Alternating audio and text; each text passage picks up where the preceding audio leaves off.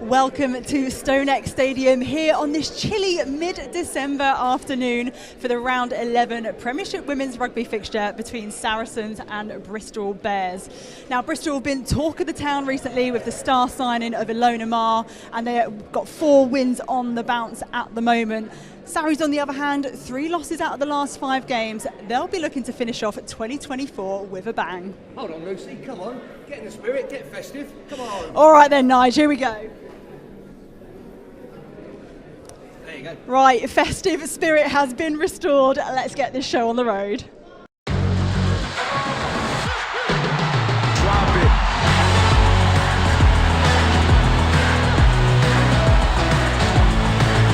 Drop it.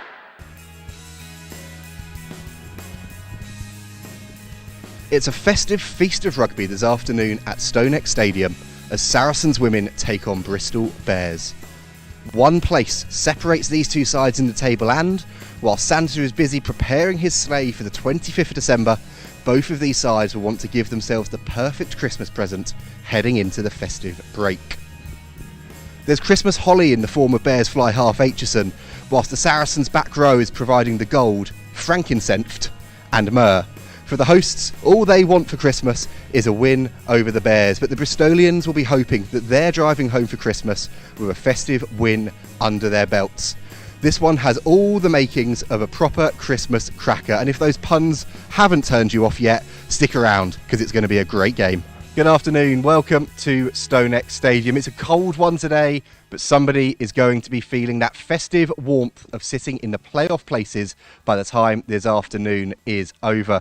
Jess Breach is joining us again. Jess, we asked you this last time. I'm sure you'd rather be out on the field, but this one's going to be a fantastic game today. Oh, absolutely. I think the way that Bristol play is super exciting. They like to keep ball in hand, and then I think the way that Sarries play, maybe we have a bit more technical like kicks in our locker. So yeah, definitely super exciting, and hopefully everyone at home or in the stands is excited to watch the game today. It'll be a great game. Exeter are top of the table. Everyone knows that. They've got a big game against Gloucester Hartpury. But this match, 4th versus 5th, but it's going to have huge implications come the end of the season. Oh, definitely. I think now it's kind of like must-win territory, I think, for a lot of teams, apart from maybe Exeter. I think, last weekend, having that loss and probably only getting like 1 point out of that game is not where we want to be. So yeah, definitely today I think we need to get as much out of this game as possible. Hopefully 5 points. If not, hopefully we can get 2, so a try bonus and a losing bonus, but that's not where we want to be. We want to be in the top 4 going into Christmas so everyone can enjoy some turkey and enjoy some Christmas pudding. But Bristol are a good team, and they've shown that this year, and they've beaten some good teams, and they've showcased some really good rugby. So yeah, like I said, it's going to be exciting, but hopefully we get that W and we can go into the Christmas spirit with more spirit than them. Well, like you said, hopefully going into the festive break with that Christmas spirit. Well, someone that is pretty normally full of festive spirit 365 days a year is Saracens scrum half Ella Veervas, and Lucy has been busy already today. She calls up with her a few moments ago. I'm delighted to be joined by Saracens star Ella Veervas. Ella, thanks for joining me. It was a tough defeat last week, a brilliant game though. How's training been this week off the back of that loss? Yeah, it's been good. I mean, we knew that was going to be a really tough game going into it, and Gloucester, playing Gloucester away in front of their pretty brutal fans is always a hard place to go. But we've recollected this week, and we've come together. We've had a really strong week of training, and we've pushed our focus onto the Bristol game. We've not dwelled too much on that game, and we've really been focusing on what we can do to disrupt this Bristol team, and also more importantly how we can play our best rugby. Yeah, it's a really exciting matchup actually. A lot of talk about this particular fixture, and if you look at that top of the table, there is so little separating 1st to 5th. What are your expectations coming into this game specifically? I mean, there's no hiding from the fact that this game is going to be really important for both teams. I think it's really important for us that we make our mark and we come away with points from this game. As you said, the top 5 is there's no separation between them, and we've not had a season like this before in this league, and it's absolute credit to the league, and it's going to amazing places. But yeah, it's going to be a real fight to get into that top 4, and every game counts now, so it's going to be really important for both teams. Yeah, it just speaks to how strong the league is as a whole, absolutely. And every game really does matter with how tight things are. What are you most looking forward to coming up against Bristol? Because it is such an iconic clash. Yeah, it is. It's an iconic clash, and the way Bristol play, it's very well known within the league. They play a very Bristol style of rugby, which is they want to attack and they want the ball and they want to keep the ball, and we're going into it thinking we can't let them have the ball, and that plays into our strengths as well, and we're going to hopefully put a really strong defensive shift on and stop them from making any meters. Well, let's go Sarries, best of luck. From the dark ages to the digital ages, as one of the world's largest London metal exchange traders, StoneX is leading the revolution of the base metal market. BM Execute is an online, real-time risk management system for the base metals industry. Easy to use and rich in functionality, BM Execute will allow for easier risk management, real-time views and reduced operational risk. BM Execute takes base metal trading to the next level.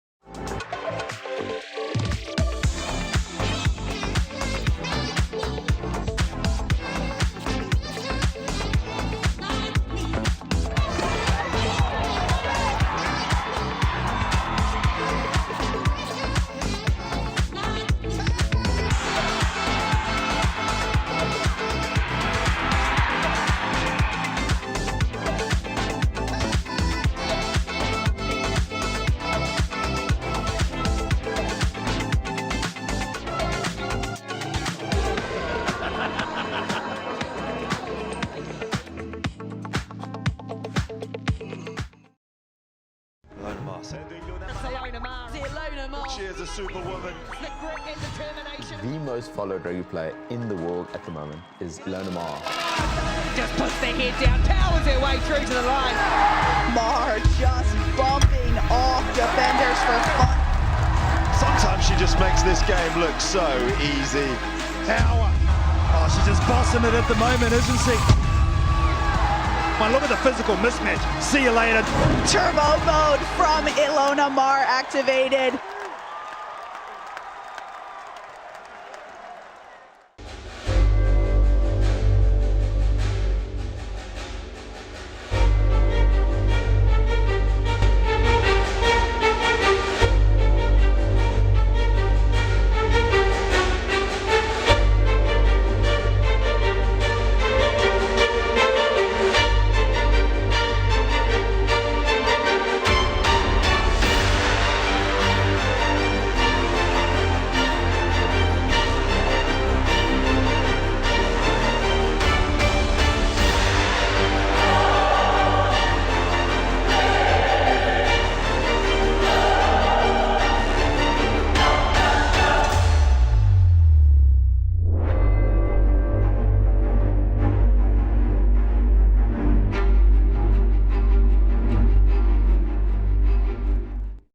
Lucy also caught up with Bristol Bears captain Abby Ward. I'm delighted to be joined by Bristol Bears captain Abby Ward. Abby, thanks for joining me. Welcome to StoneX Stadium. A huge clash coming up today between Sarries and Bears. How excited are you for this one? Yeah, very excited. I think it's a fixture that everyone relishes. Like, you look to it in the calendar to have it as the Christmas fixture. It was the same last year. It's going to be great. Hopefully it's a fantastic game to round off this year and head into the next year. And of course, Bristol Bears have been the talk of the town recently with the signing of Ilona Mar. How's the mood been in camp? How excited is everyone? Obviously, she's not here today, sadly, but she will be in the new year with you. Yeah, I think it's great. I think the effect that it's had in terms of the upsurge in ticket sales and stuff like that, the spotlight that it's put on rugby is amazing. But that aside, like, at the same time, Ilona, she's been into training. She's so focused. She's very professional. She's a great person to have around. So she's going to add to our squad, not just as as a person, but yes, all like the bright lights, the cameras, the attendance figures, but I think I'm excited to see it on the pitch. Yeah, the Alonamar impact is real. And of course, your performances, you're coming into this game today with 4 wins on the bounce. You potentially feeling a little bit of pressure to back up all the talk and back up those wins with another? I'm going to disappoint you because no, we take every game as it comes, and it's one of those cliches, but we really do. And I think teams are finding form, they're losing form. Like, every game is very tough. There is no easy games now. This game is going to be extremely tough, and we know that it's going to be physical. It's one of those clashes that you love to be involved in. The players at Sarries have got the talent and the depth that they've got, and we want to show our own. So no pressure. We're just excited to get out and play our rugby. Well, we can't wait to see you out there. Back to you, Harry. The Bristol rivalry is a big one, Jess. Everyone knows about that semi-final last year, but Sarries righted some wrongs earlier in the season at Ashton Gate. Yeah, definitely. I think the game at Ashton Gate was a true character of where the team is and how we can perform. And I think last year it probably broke a lot of our hearts losing in the semi-final here, and it being history that no away team's ever done that. So I think, yeah, hopefully we can get the win today. But that rivalry, I think, is definitely strong. You know, they've got a couple of players that used to be at Saracens, so I think that also gives a bit of grit and determination to get the W over some ex-teammates. But yeah, like I've said previously, they play a very expansive game. So hopefully we've done our analysis this week and we can negate that. Well, one person that certainly is going to have been doing their analysis is fly half Zoe Harrison. It's her 100th appearance for the club today. Jess is certainly happy about that one. Here's a little bit of her best bits so far in a Saracen shirt.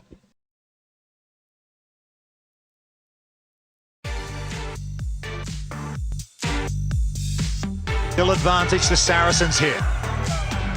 Harrison dummies, and she's through. Zoe Harrison.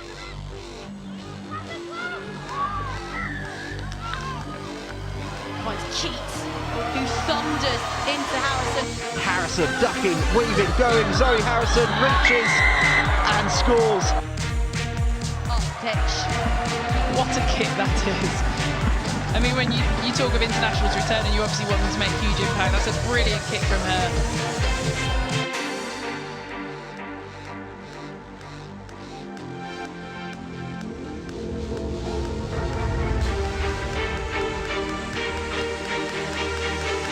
Stops, checks, goes. Zoe Harrison is through. Zoe Harrison races through her, steps, still looks and gets the ball to Jess Briggs, the speedster, in a blink of an eye. Kick into touch has just been incredible today.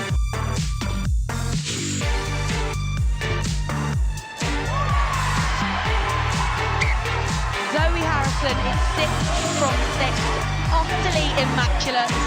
As immaculate as that ponytail. I just think it was amazing what we put out there, and it shows what we can do. Jess, see Zoe Harrison, childhood friend, played with her through all of the age groups. What is it that makes her the player that she is?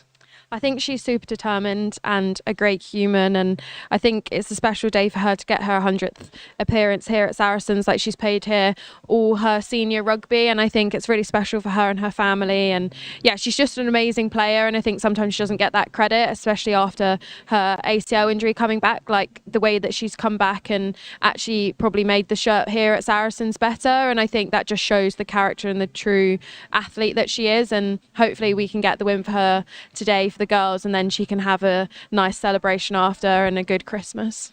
Like you said, hopefully a fantastic Christmas for Zoe with 4 points at least today. Now, this weekend is also the Foundation Takeover weekend here at StoneX Stadium. There's a kit drive, plenty of fun and games going on, and Lucy has been out and about catching up with Amy from the Foundation to tell us a little bit more. I'm delighted to be joined by Amy from the Saracens Foundation. Amy, thank you so much for chatting to me today. Tell us a little bit, first off, about what the Saracens Foundation is all about.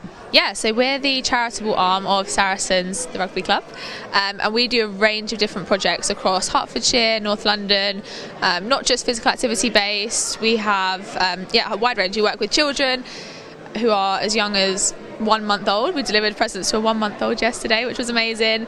And then we also work in elderly care homes, and we have participants who are over 100. So we cover a wide range of areas and a wide range of ages. So yeah.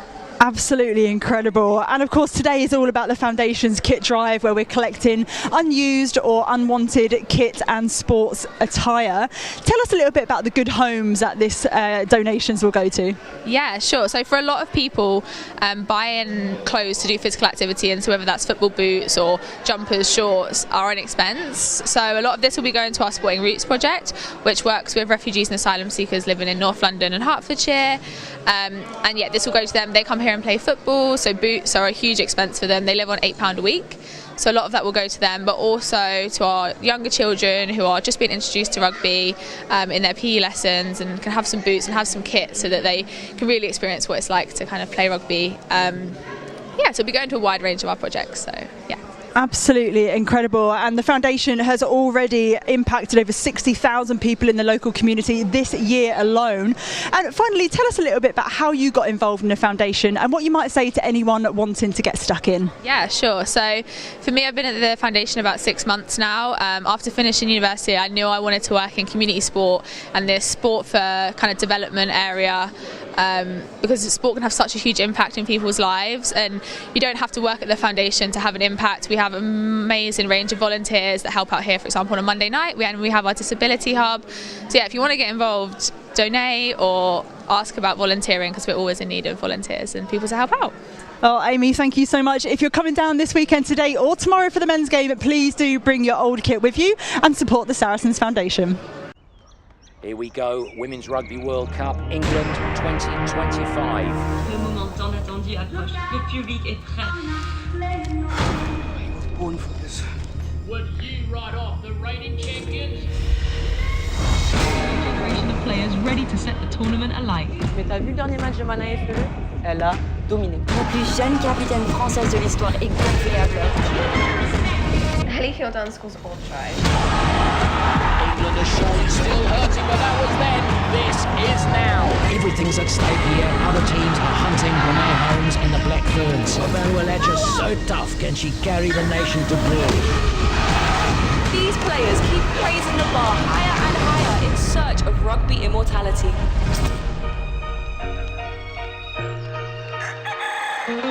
When this tournament's over, who will history remember? Welcome back. We are getting ever closer to kick-off, and there's just enough time then, Jess, to look at some of the big players today, some of the speedsters we're looking at, your forte, and we're starting with the top try scorer this season in the PWR, Millie David.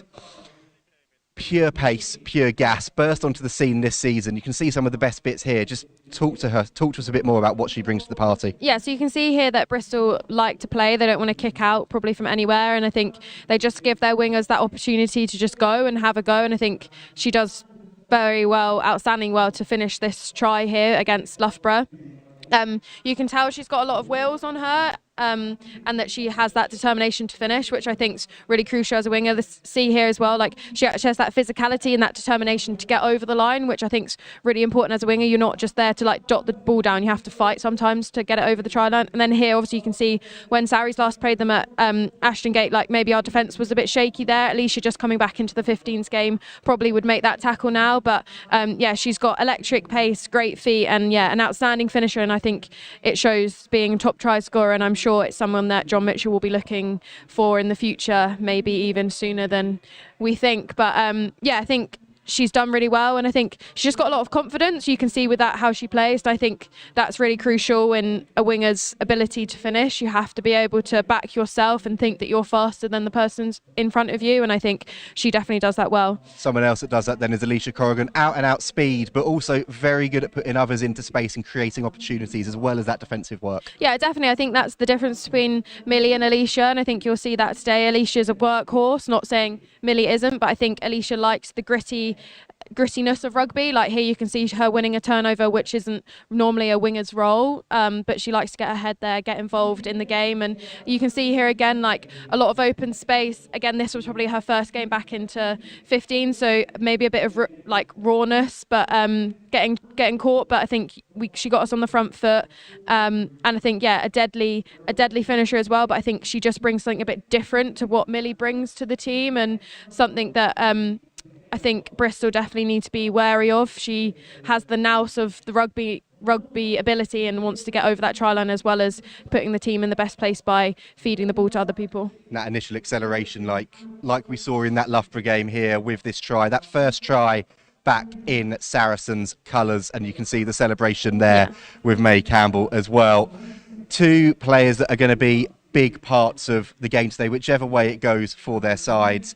But two other people that are going to be hugely involved are the coaches. Lucy caught up with Bristol Bears head coach Dave Ward and Saracens Women's Director of Rugby, Alex Osterbury. Dave, thanks for joining me. You must be coming into this full of confidence off the back of 4 wins on the bounce. How's the feeling in the Bears camp? Yeah, it's been great, to be honest. I think we'd have liked it to be 4 wins in a row, but we've gone kind of 2 weeks on, week off, another 2 wins, and I think, like I said, it's great to get those wins. We want to build on that momentum today, but we know how tough the task is going to be. And there's not much separating Bears and Sarries in the table, 4th v 5th, just a couple of points. What's going to be the key in getting the win over Sarries today? Yeah, I think there's no sort of magic formula, unfortunately. It's going to be the team that's most accurate with the ball, and then the team that puts the most pressure on when they haven't got the ball. And I think both teams will look to do that from minute 1 to minute 81. You see both squads today; they're full of talent, full of international class, and we're hoping for an excellent game. And inclusive of today, over the next 3 weeks, you take on 3 of the current top 4 teams. So how will you look to keep the momentum going with some tough fixtures coming up? Yeah, I think that the easy one is to obviously block this one off as a bit of a one-off, head into Christmas, enjoy some time with our families, and then obviously, yeah, like you say, we've got Gloucester, Hartpury and Exeter back-to-back, so we've got a little plan for the new year, and the girls know how hard that's going to be with 7 games in a row. Today is a bit of a one-off occasion to just absolutely give it your all. I said to the girls at the end, I'll carry them off if I have to, but just make sure they give it their all. Lovely, best of luck, Dave, thank you. No worries, thank you. Alex Osterbury, thank you so much for joining me. It was a tough defeat last week to Gloucester Hartpury, but what were some of the key learnings that you took from that match? You can't concede that many points, so ultimately you're not going to win games of rugby if your defence isn't better, so it's certainly something that we've had to readdress this week, and hopefully we'll see that come to fruition against a Bristol team that we know like to attack. And speaking of liking to attack, they are currently the top try scorers in the league, closely followed by Sarries in joint second. So what will you be looking to do defensively today to shut down the Bears' attack? Look, they like to keep ball in hand, they like to play. Again, defending's not overly complicated. You've got to make your tackles, you've got to make sure you manage the space as often as you can. And if you do get line breaks, then your scramble D's got to be up there. So it's about working hard, working early and making sure we complete our tackles and cause that to be a real area of competition. And finally, Zoe Harrison makes her 100th appearance today for Sarri. She's joined that 100 club. She had a fantastic performance last week. A word on what Zoe brings to the side. Yeah, look, we just had a little presentation to Zoe there. An incredible leader, a real high talented player, and we've had the pleasure of working with her for a long time, since she's like 14, 15, and seeing the growth and development of her as a player and as a person it's been nice to watch firsthand. And I think the really exciting bit is that at 26 years old, there's many more things that she can go on and achieve in the game and in a Saracens shirt. Lovely, thank you, Alex. Best of luck. Thank you. Oh! I don't know the Evans. This, then I'll say number 2, Brandon. Good job. That was amazing. You smashed that. Number 1, McKinley Hunt. Number 2, Brandon Phil. Number 3, Kelsey Clifford. Number 4, Rosie Gallagher. Number 5, Georgian Evans. Number 6, Maine Campbell. Number 7, Marley Pecker. Number 8, Gabby Sent. Number 9, Ella Vieves. Number 10, Zoe Harrison. Number 11, Lottie Sharp. Number 12, Emma Hardy.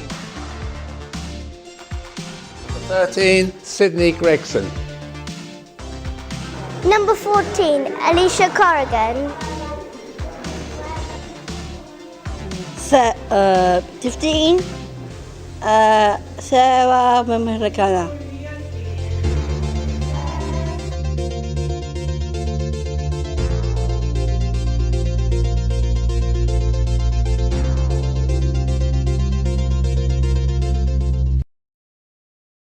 Well, it was fantastic then to see the people from across the Saracens Foundation getting involved in the Teams Up video there. Jess, I particularly enjoyed the little wiggle at the end there on McKenna's name, adding some fun to proceedings. Yeah, definitely. Super cute for the girls to get their names read out, and then obviously for the foundation to be part of this special game. So yeah, definitely a fantastic contribution from the whole club.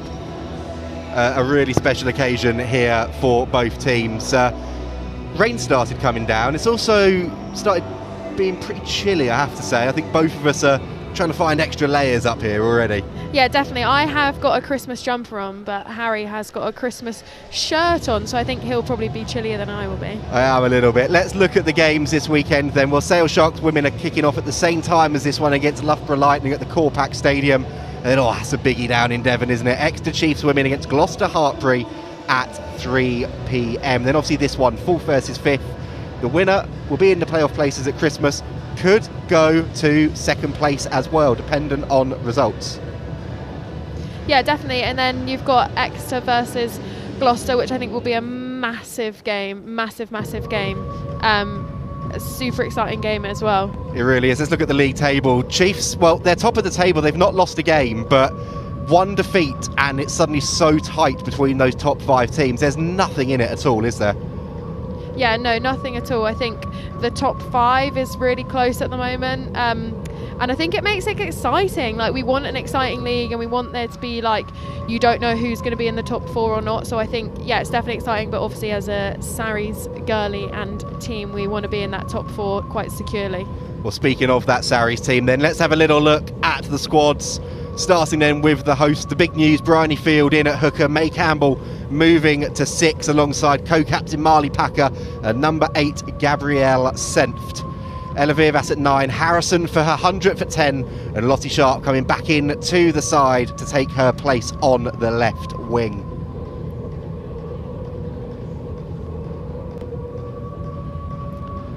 And what of the Bears then? Well, this is a side packed with talent. Holly Aitchison and Zoe Harrison head-to-head at fly half. That's an England battle. And Courtney Keat will a makeshift 13 with their injury crisis. And Hannah Bottoman, well, she knows this place well, as does Aitchison. She comes back in to start this weekend alongside Delaney Burns and Renika Bonner returning from Sevens duty. That's another speedster who we've not mentioned yet today. Yeah, definitely. I think the back 3 is something that I am really looking forward to on both teams. Obviously, it's the position that I'm involved in, but both have strike runners, and I think it's definitely where we hopefully will get some running rugby if the rain stays away. Well, hopefully the rain does abate. It's falling and blowing and pretty much going in every possible direction it can at the moment. You can see there that flag being waved all about the place. Decent, healthy crowd in for this one, this Christmas cracker of a game. Abby Ward saying pre-match that this one was that Christmas game last season, and Bristol were disappointed about how it went. Well, they got their revenge come semi-final time. Saracens, well, they've settled the score somewhat, spoiling the Bears' big double-header day at Ashton Gate earlier in the season. And the Bears will be determined to repay the favour today. Jess, it's tight. You look at the head-to-head between these two sides. The last 5 meetings, Saracens 3-2 up. But quickly, before we talk about that, here come the Bears then, making their way out onto the field, led by Abby Ward.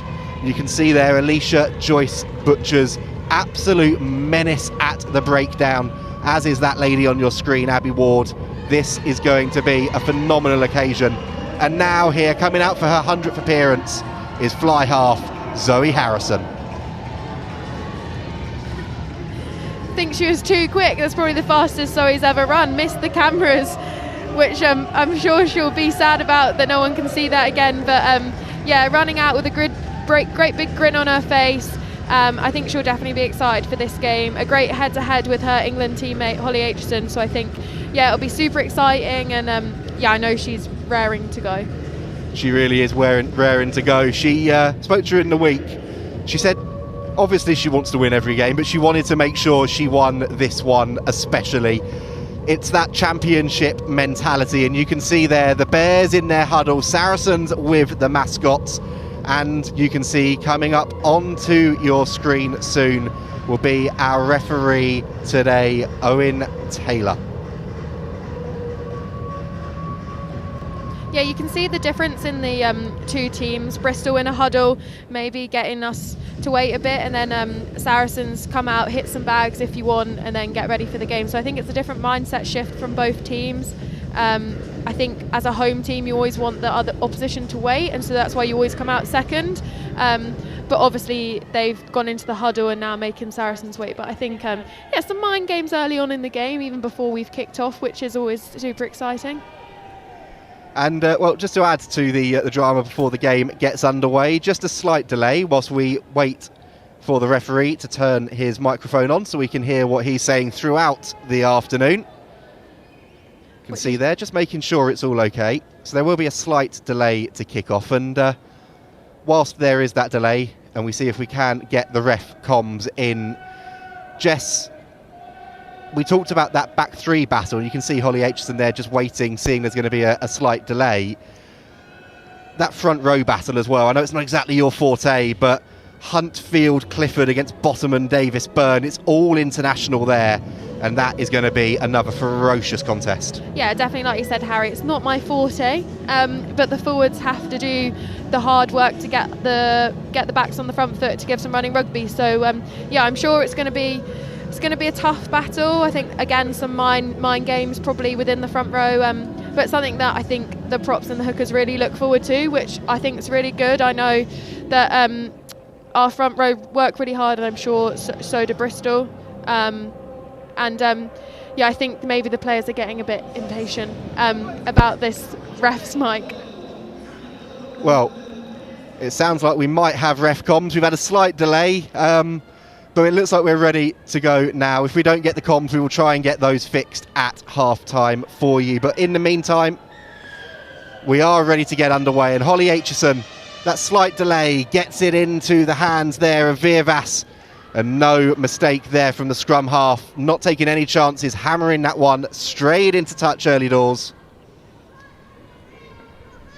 And a first opportunity at line-out time then for Lark, Atkin, Davis.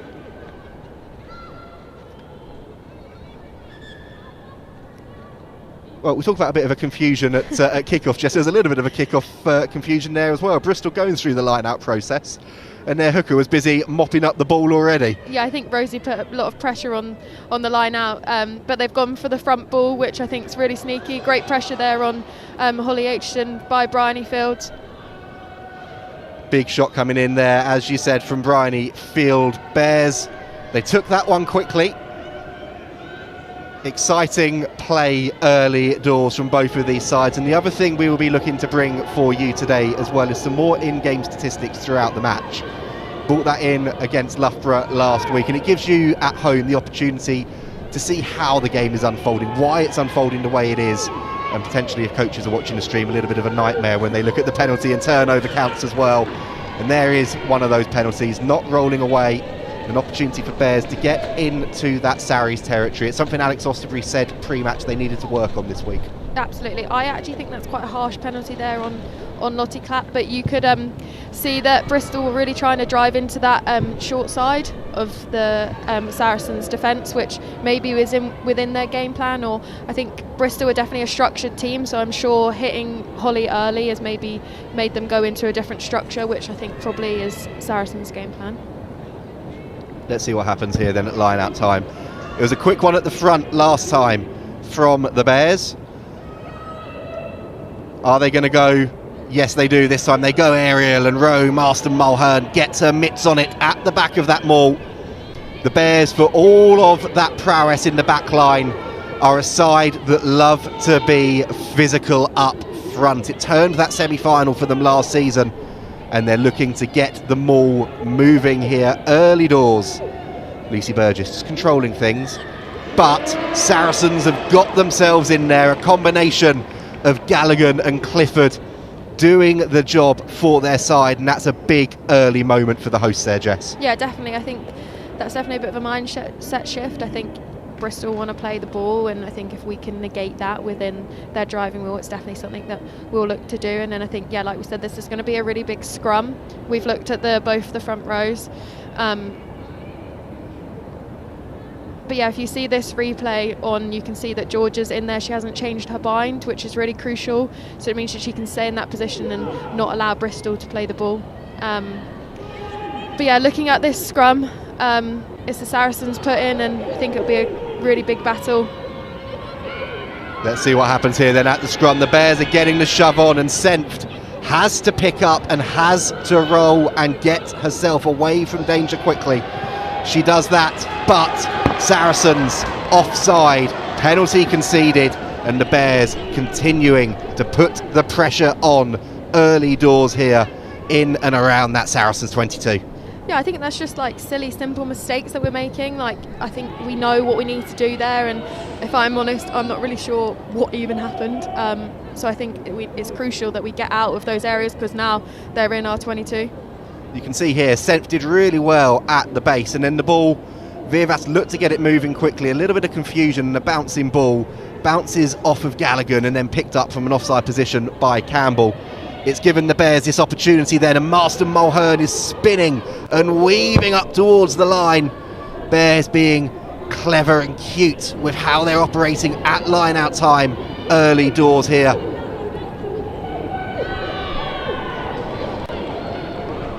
Nothing clever about that though, that's just route one from Hannah Bottoman and from Marston Mulhern.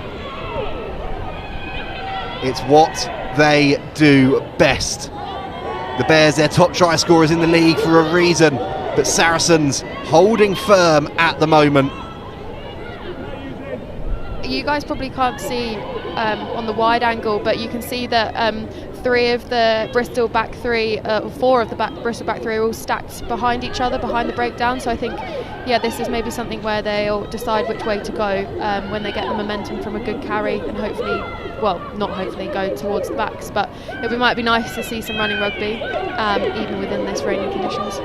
At the moment though, the Bears are content to go route one. There's three of them still behind that plethora of forwards that Jess mentioned there, waiting to fan out, but at the moment Gallagher happy to go herself. Another penalty advantage coming, and with that Burgess now going hunting for the ball, but the forwards keep it themselves, find a gap, and it's Rowe, Marston Mulhern, who seemed to find space when there was none available to reach out, ground the ball and put the Bears 5-0 up.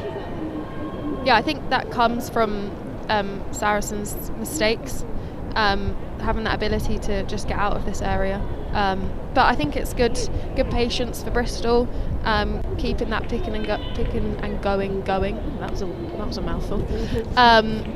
But yeah, good patience. But you could definitely see that the backs had something up their sleeves. So I'm sure Saracens will be looking at that as in the coaching box to think what they're going to do next. But Holly Aitchison to add the extra two on a windy condition, rainy condition. She's got Millie Davis holding the ball, which helps, and yeah, added the extra two there. So Bristol 7-0 just after 6 minutes played. It shows you just how windy it is out there. That's a relatively simple kick for someone of the calibre of Holly Aitchison, but still needs Millie David there just to keep that ball firm on the tee. You can see here then this replay, Marston Mulhern saw the gap, saw the space, and eventually managed to weave her way over. Rain is continuing to pour. Harrison wastes no time, and now after that start from the Bears, they go back to type, which is that running game from all over the park. There's Murray, the next to go. Packer takes her down. Evans looks for the turnover, but the Bears survive for now. Aitchison to David.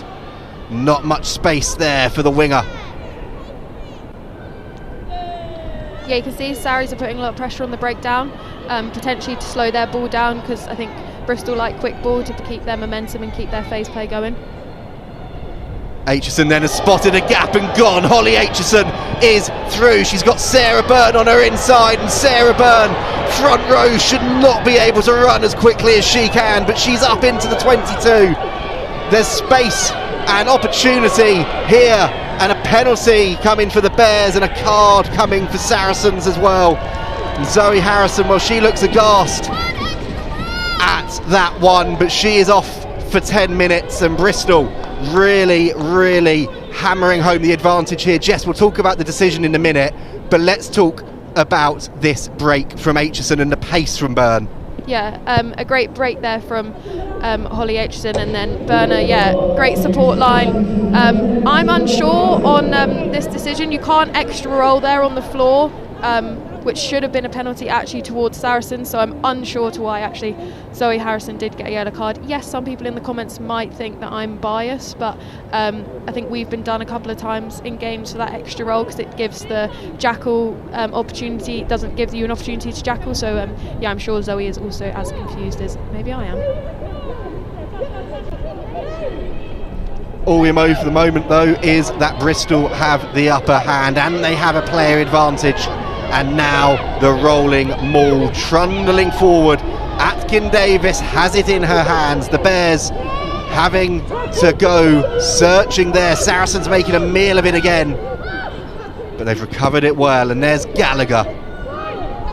One of the players of the season last year, Evie Gallagher. So much unsung work. But Saracens, I have to say that seems like a bit of a harsh call there. They came through the middle of the ruck, but the referee has said from an offside position, and Bears 5 metres out.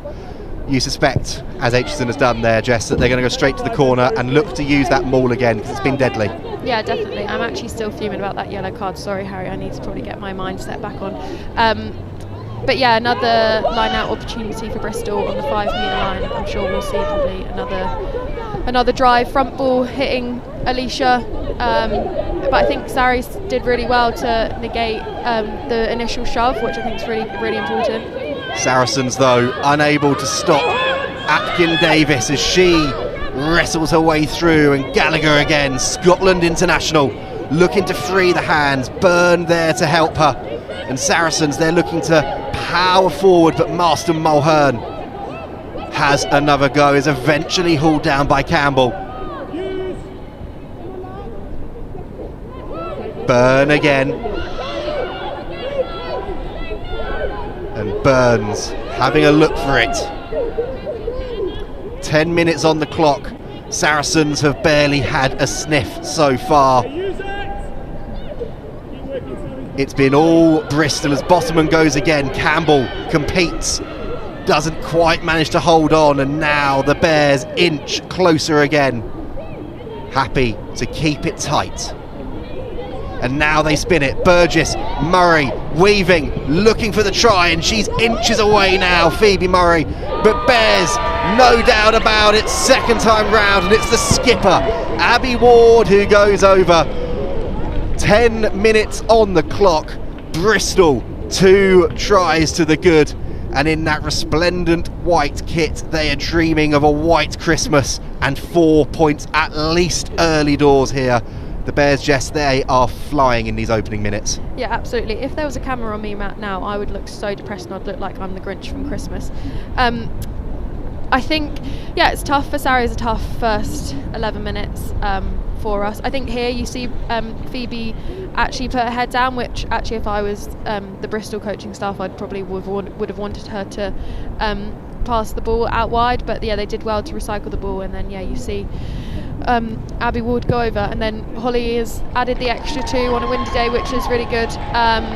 And hopefully Sarries can just get their act together, get a shift on, and hopefully just maintain the bit of ball. I think that's what we need. Bristol love having the ball, so I think if we have the ability to keep ball a bit more, I think then maybe we can get on the front foot. They've barely had a sniff so far, Saracens, and with Harrison off the field, it's going to have to be one of McKenna or Virvash, you would imagine. Probably McKenna stepping up to take this restart for her side. Saracens have got to just ride this storm, Jess, because at the moment it's relentless from Bristol. Yeah, definitely. We definitely got to ride the storm. The weather probably isn't great, but I think, like we say, it's the same for both teams. We've obviously got a game plan on the restart, going deep into the corner. Hopefully we can get some line speed here and force some errors on the Bristol team. Well, Bristol are happy to keep coming at pace.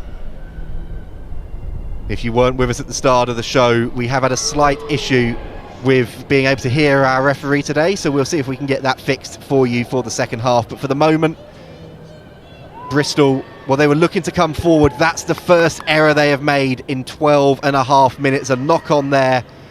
A little bit of pleasantries between former teammates there, Bottoman and Viervas. They are friends off the pitch, trust us, still. Yeah, that was good from Saracens. I think we just need to keep our composure, and just keep pressure on Bristol when they have the ball. They're a team, like I said, that enjoy running rugby. So in weather conditions like this, if you pressurise the ball carrier or the pass, and I think hopefully they would make some mistakes. But Bristol were doing really well. Obviously, I'm trying not to be biased. And they're doing really well with ball in hand and getting the ball to the edge and allowing people just to have a run, and they're making really good meters, which I think is really good for them. And we just see, I think it's Marley Packer down at the moment, so we've just had time off by the ref, and I think both teams are having some conversations probably from both the coaches' boxes through the water carriers. Well, speaking of water carriers, whilst we've got this little bit of time off with Packer down, Duncan Taylor there running the water for Saracens alongside Nate Smith, who's part of that backroom team. But Jess, we'll be hearing from Duncan shortly. It'll be interesting to see what he has to make of it. But what's he like as a coach? Because he seems like somebody that just gets it. Yeah, definitely. Obviously, he's played the game at high levels, both here at Saracens as well as Scotland. So, yeah, he's definitely someone that shows and gives us the intel of how we want to play. And I think he's actually such a nice man, which I think is really crucial in a coaching staff. And yeah, he's just an amazing human, and I think he's really helped adapt us as a backline and our attacking rugby. Well, Marley Packer then, that looks like an HIA for the moment, the co-captain leaving the field, and Louise McMillan coming on in her place. So you can see there a little bit of movement for Saracens in that Georgia Evans has gone out into the back row, McMillan come in to the row, and a first opportunity finally for Saracens with ball in hand in Bear territory. But first they've got to get this scrum going, and Bristol, they're going after Saracens at scrum time, but Corrigan, well, she palms her way through that first contact, and Saracens, well, they've got the penalty advantage for not rolling away, and now Viervas can get her hands on the ball to Senft. Driving up to that 22, Gabby Senft. And now Viervas, McKenna stepping in at first receiver, Campbell. She's done so well there, May Campbell, to get through that tackle. Advantage still coming. And then you can see, we might not be able to hear the referee, but you can see what he has said there. No advantage coming. Rolling on the floor, so we'll come back for that penalty right in front of the sticks.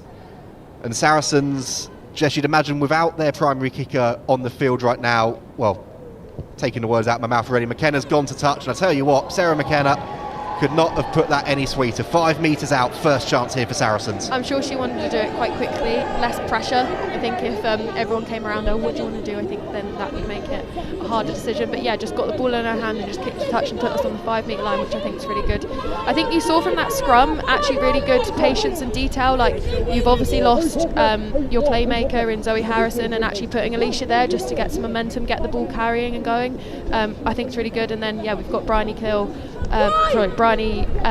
getting the line out to Gabby. Hopefully we get a good driving maul here, and here we go then with the maul. It's trundling forwards, it's in the hands of May Campbell. It's down from May Campbell. Saracens, they needed the instant response. They found it with a player in the bin, and May Campbell, well, she can't stop scoring. If Millie David has got 11 in 8, Campbell, well, she's just hit her 9th in 9. Incredible numbers there for, we're going to call her this now, the hooker comeback row, because she's played both positions. Yeah, definitely. I think that's really good patience from Saris here. We've obviously a player down, and actually, like I said previously, we just need ball in hand and put Bristol on the back foot, which I think we did there, and it just shows that we can also play good rugby. We just need the ball, like any team really, and I think we need to put pressure on Bristol when they have the ball. You can see here Sarah McKenna going for the conversion. I'm sure this isn't something that she practiced in the warm-up, but it's good that we have the ability that in the back line we have players that can also convert, hopefully. Oh, it's a lovely effort from Sarah McKenna. She may not be Saracens' regular kicker, but with that kick to touch and in that conversion there, doing the job for her side, pulls them back within a score. And Jess, I know again it's not exactly your forte, but it's certainly one of Saracens' key traits. This is just textbook. Yeah, definitely. The forwards work really hard on the driving ball, and I think it gives us momentum and it gives us that go forward, which I think is really important. There you can see Sarah McKenna catching the ball on the full, and you can see that it's just gone out just into Bristol's half, which is a massive boot on her, and it puts a bit more pressure on Bristol, and hopefully we can put some pressure on this line out and get an opportunity to get the ball back into our hands. It's a lovely kick from Sarah McKenna. It puts the pressure on. More importantly as well, though, it ticks the clock down for both of these sides. The Bears, they want to keep the ball moving. Saracens, they want to get themselves through this period. And Marston Mulhern, well, she wanted to get through the gap. She's rode the first tackle. Campbell eventually gets her to ground, and now Bristol build again. Aitchison, Murray, Joyce butchers to David, who gets the offload away. This is lovely interlinking from the Bears. Burgess. Great line speed there. And Bottoman, oh, well, you can see she's picked it up so that it will come back from the scrum, but the moment that Hannah Bottoman dropped the ball, she was already shouting in frustration at herself whilst continuing to wander forwards. Disappointing there for Bristol, a let off for Saracens, and just played with Hannah here, you played with her for England. It's something you don't normally see from her and Sarah Byrne. Someone said earlier on the stream that Sarah Byrne should be told to rescind her membership from the Front Row Club after that break. Hannah Bottoman is someone else that's probably quite close to that limit. Yeah, definitely. There are people that when you're in the backfield you do not want seeing making a break, because they have footwork, they have pace, and they also have power, which I think is the new generation of props, which I think is really exciting. And yeah, it's a very unlikely mistake there from Hannah to drop the ball. And you can see we've just got a free kick there from the scrum, and Saris decide to go quick. And then McKenna looking for that 50-22. That is a booming boot from Sarah McKenna. That is exquisite from Sarah McKenna. And Zoe Harrison returns to the field. She is coming back into an incredible attacking opportunity for us. But it's not quite the 50-22. It's going to be a Bristol line out. But for the moment at least, Saracens getting themselves back into the right parts of the field. You can see the replay here. Yeah, I think the touchy just realised that McKenna was in our half, and yeah, it is a 50-22. So a great attacking opportunity for Saracens here. Not quite on the 5 metre line, but I'm sure the forwards have got something up their sleeve to get us over and get us some momentum. Well, the line-out has to function first of all, though, and sadly it hasn't there. Bristol coming away with it, but then Saracens winning themselves the penalty. Georgia Evans celebrating, and a chance for Harrison to put this one deep into the corner. 20 minutes in, Jess, it's been a really good game so far, this one.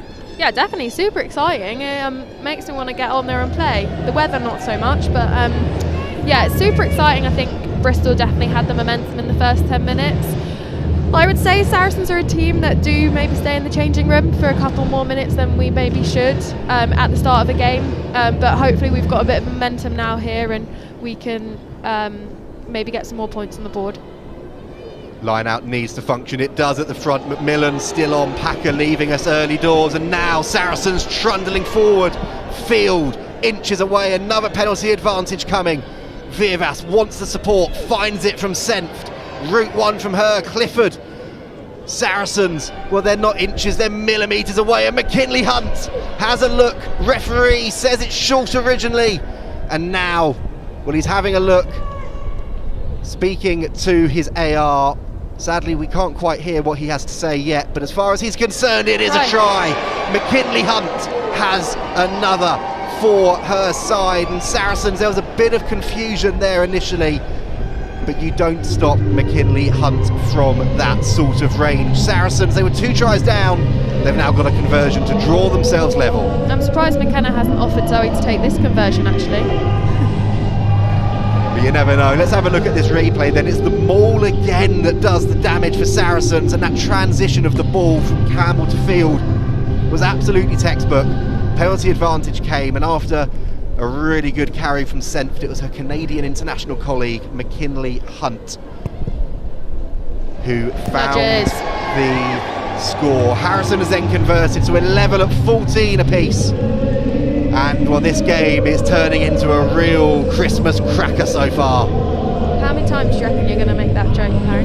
You say that, Jess. I've got a list of Christmas puns. I'm going to see how many I can get in throughout the rest of the game. What we do know for the moment, though, is this is living up to the hype. It's 14 points apiece.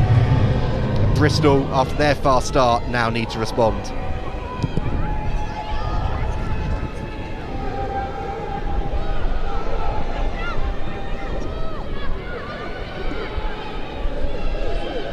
Saracens then controlling it well from the restart. They're getting wrapped up though by Ward and Byrne, and Campbell has to fight to get to ground, which she does. Viervas then is waiting, taking her time, getting the ball into the air, and that one is a competitive one. Sharp nearly gets herself under it, and in the end it's bouncing all over the place. It's gone backwards though, so now David carrying into contact, but Saracens with the penalty, holding on the cool, and they are starting to grow into this game. Yeah, when I saw Millie get that ball there, I thought, ooh, better put some pressure on her, because it was a bit of open field, which I'm sure she loves and she gets excited to see. So yeah, penalty one there by Kelsey Clifford. Great pressure. I think we see Marley Packer here on the track, just warming up. So hopefully she passed her HIA and can come back on. But Lou McMillan's done a good job for the 10-minute stint, so it's nice to see that when someone does come off, we can have a good player come off the bench and not change much into the team. Well, there's a line out coming up here, but we can also hear from Saracens' Duncan Taylor. He's pitch side with Lucy. Yes, I am with Duncan Taylor. Duncan, thank you for chatting to me. This first patch of the game has been a bit of a tale of two halves, a really slow start for Sarries. Yeah, it has. It's been, I think it's just been a roller coaster of discipline, to be honest. We gave away, 7 or 8 penalties in that first 10 minutes and paid the price for it. Bristol took advantage of their momentum when they had it. Now they've given away sort of 5 or 6 penalties on the bounce, and we're taking advantage of that momentum at the minute as well. So you're right, it's been a tale of two halves as far as 23 minutes is concerned, yeah. And we know that Bears are really attacking side. They love to really hit the game hard. How are you going to shut them down for the rest of this first half? We just have to stay laser focused. You see what happens if you just switch off against this team for a minute. They can go 80 minutes and score a try. So we've got to be laser focused. We've got to be in every single moment of every play and make sure that we're switched on and we keep each other energised through those moments. And then we'll get our chance. We'll get our chance to make sure that we take advantage of the opportunities when we do. If we don't, that's when we get punished against a team like Bristol. Well, best of luck for the rest of the game. Harry, back over to you on commentary. Perfect timing there from Lucy. Great to hear the thoughts of Duncan Taylor with his side. Well, they are building up a head of steam at the moment. The line-out doesn't quite go to plan, but Viervas has tidied it up. And Saracens building again with Hunt. There's space and opportunity. Saracens are switching the play. Harrison is wrapped up, so she gets the ball away to McKenna, but it's drifted forwards under pressure. Yeah, that was unfortunate there. I think the line-up didn't function maybe as well as we wanted to. Marley Packer back on there from the HIA substitution. So, yeah, hopefully she's had a good 10-minute rest and can give us some momentum that we need in the last 15 minutes. Well, there is that change, as you said. McMillan coming off, Packer back on. A good shift from McMillan whilst she was on the field. And Bristol then, after that forward pass, with a scrum deep in their territory. We also saw Duncan Taylor there just from doing his media duties, back on chief cheerleader duties as well, with a high five from McMillan as she made her way off of the pitch. That is something that Duncan Taylor absolutely loves, is a high five. Inside knowledge, he loves a high five. Whenever you want, he'll give you a high five. Well, the Bristol front row are going to be giving themselves high fives there. Duncan Taylor maybe not so at the moment. Big penalty for them. They needed that. They were in the proverbial coffin corner, but they now have an opportunity with Aitchison to clear their lines.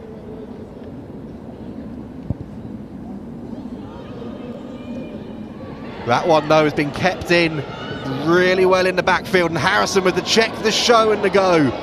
She said she wanted to add more running rugby to her play this season, and she's shown it there. Viervas. Campbell now knows one way only, May Campbell, and that is forwards into contact. Ball over the top, Corrigan, but she had to wait for that, but she's managed to buffet David away. And now they are drawing the penalty. Jess, we might not have ref mics, but we don't need them because we can hear you calling them perfectly there. Off feet, saw that one early doors, and Saracens turning the pressure round in their favour. That's always a tough one when you see the ball there kind of open and you want to go for the turnover. You've got to stay on your feet to be able to win that penalty for your team, and you can see Rowena Marston didn't, so yeah, gave a penalty away, which obviously unfortunate for Bristol, but puts Saracens in a really good position to have another line-out opportunity. Line-out opportunity coming here. A bit of time off first, though, with a Bristol player down in the backfield, just receiving a little bit of treatment. Sarah Byrne is down.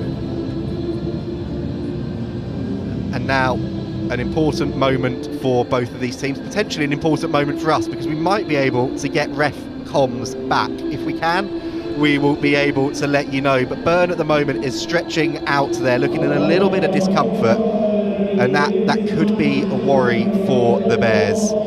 She's made of strong stuff though, Sarah Byrne. I'm sure she'll be back up on her feet and raring to go in no time, Jess. Yeah, definitely. Sarah Byrne is someone that defines determination. I think she's overcome a lot of injuries, and I'm sure she won't want to come off this early on the pitch. We've got ref Mike. So for those that are watching at home, the ref mic is now working. I'm sure you can hear him just saying let him get dressed, and then they'll get back playing again. So that's exciting for everyone. So now we'll know why penalties for and against both teams are being allowed, and yeah, back on it with a line-up for Saracens just in the Bristol 22. And a big moment here for Saracens as well. Field, well, the line-out, it doesn't work again. It's been a bit of a kryptonite at times for Saracens, and Bristol, they breathe a heavy sigh of relief coming away with the ball. And now, well, they very rarely kick it to the Bears, so let's expect here some running rugby, some big carries, and a big shot coming in from Packer.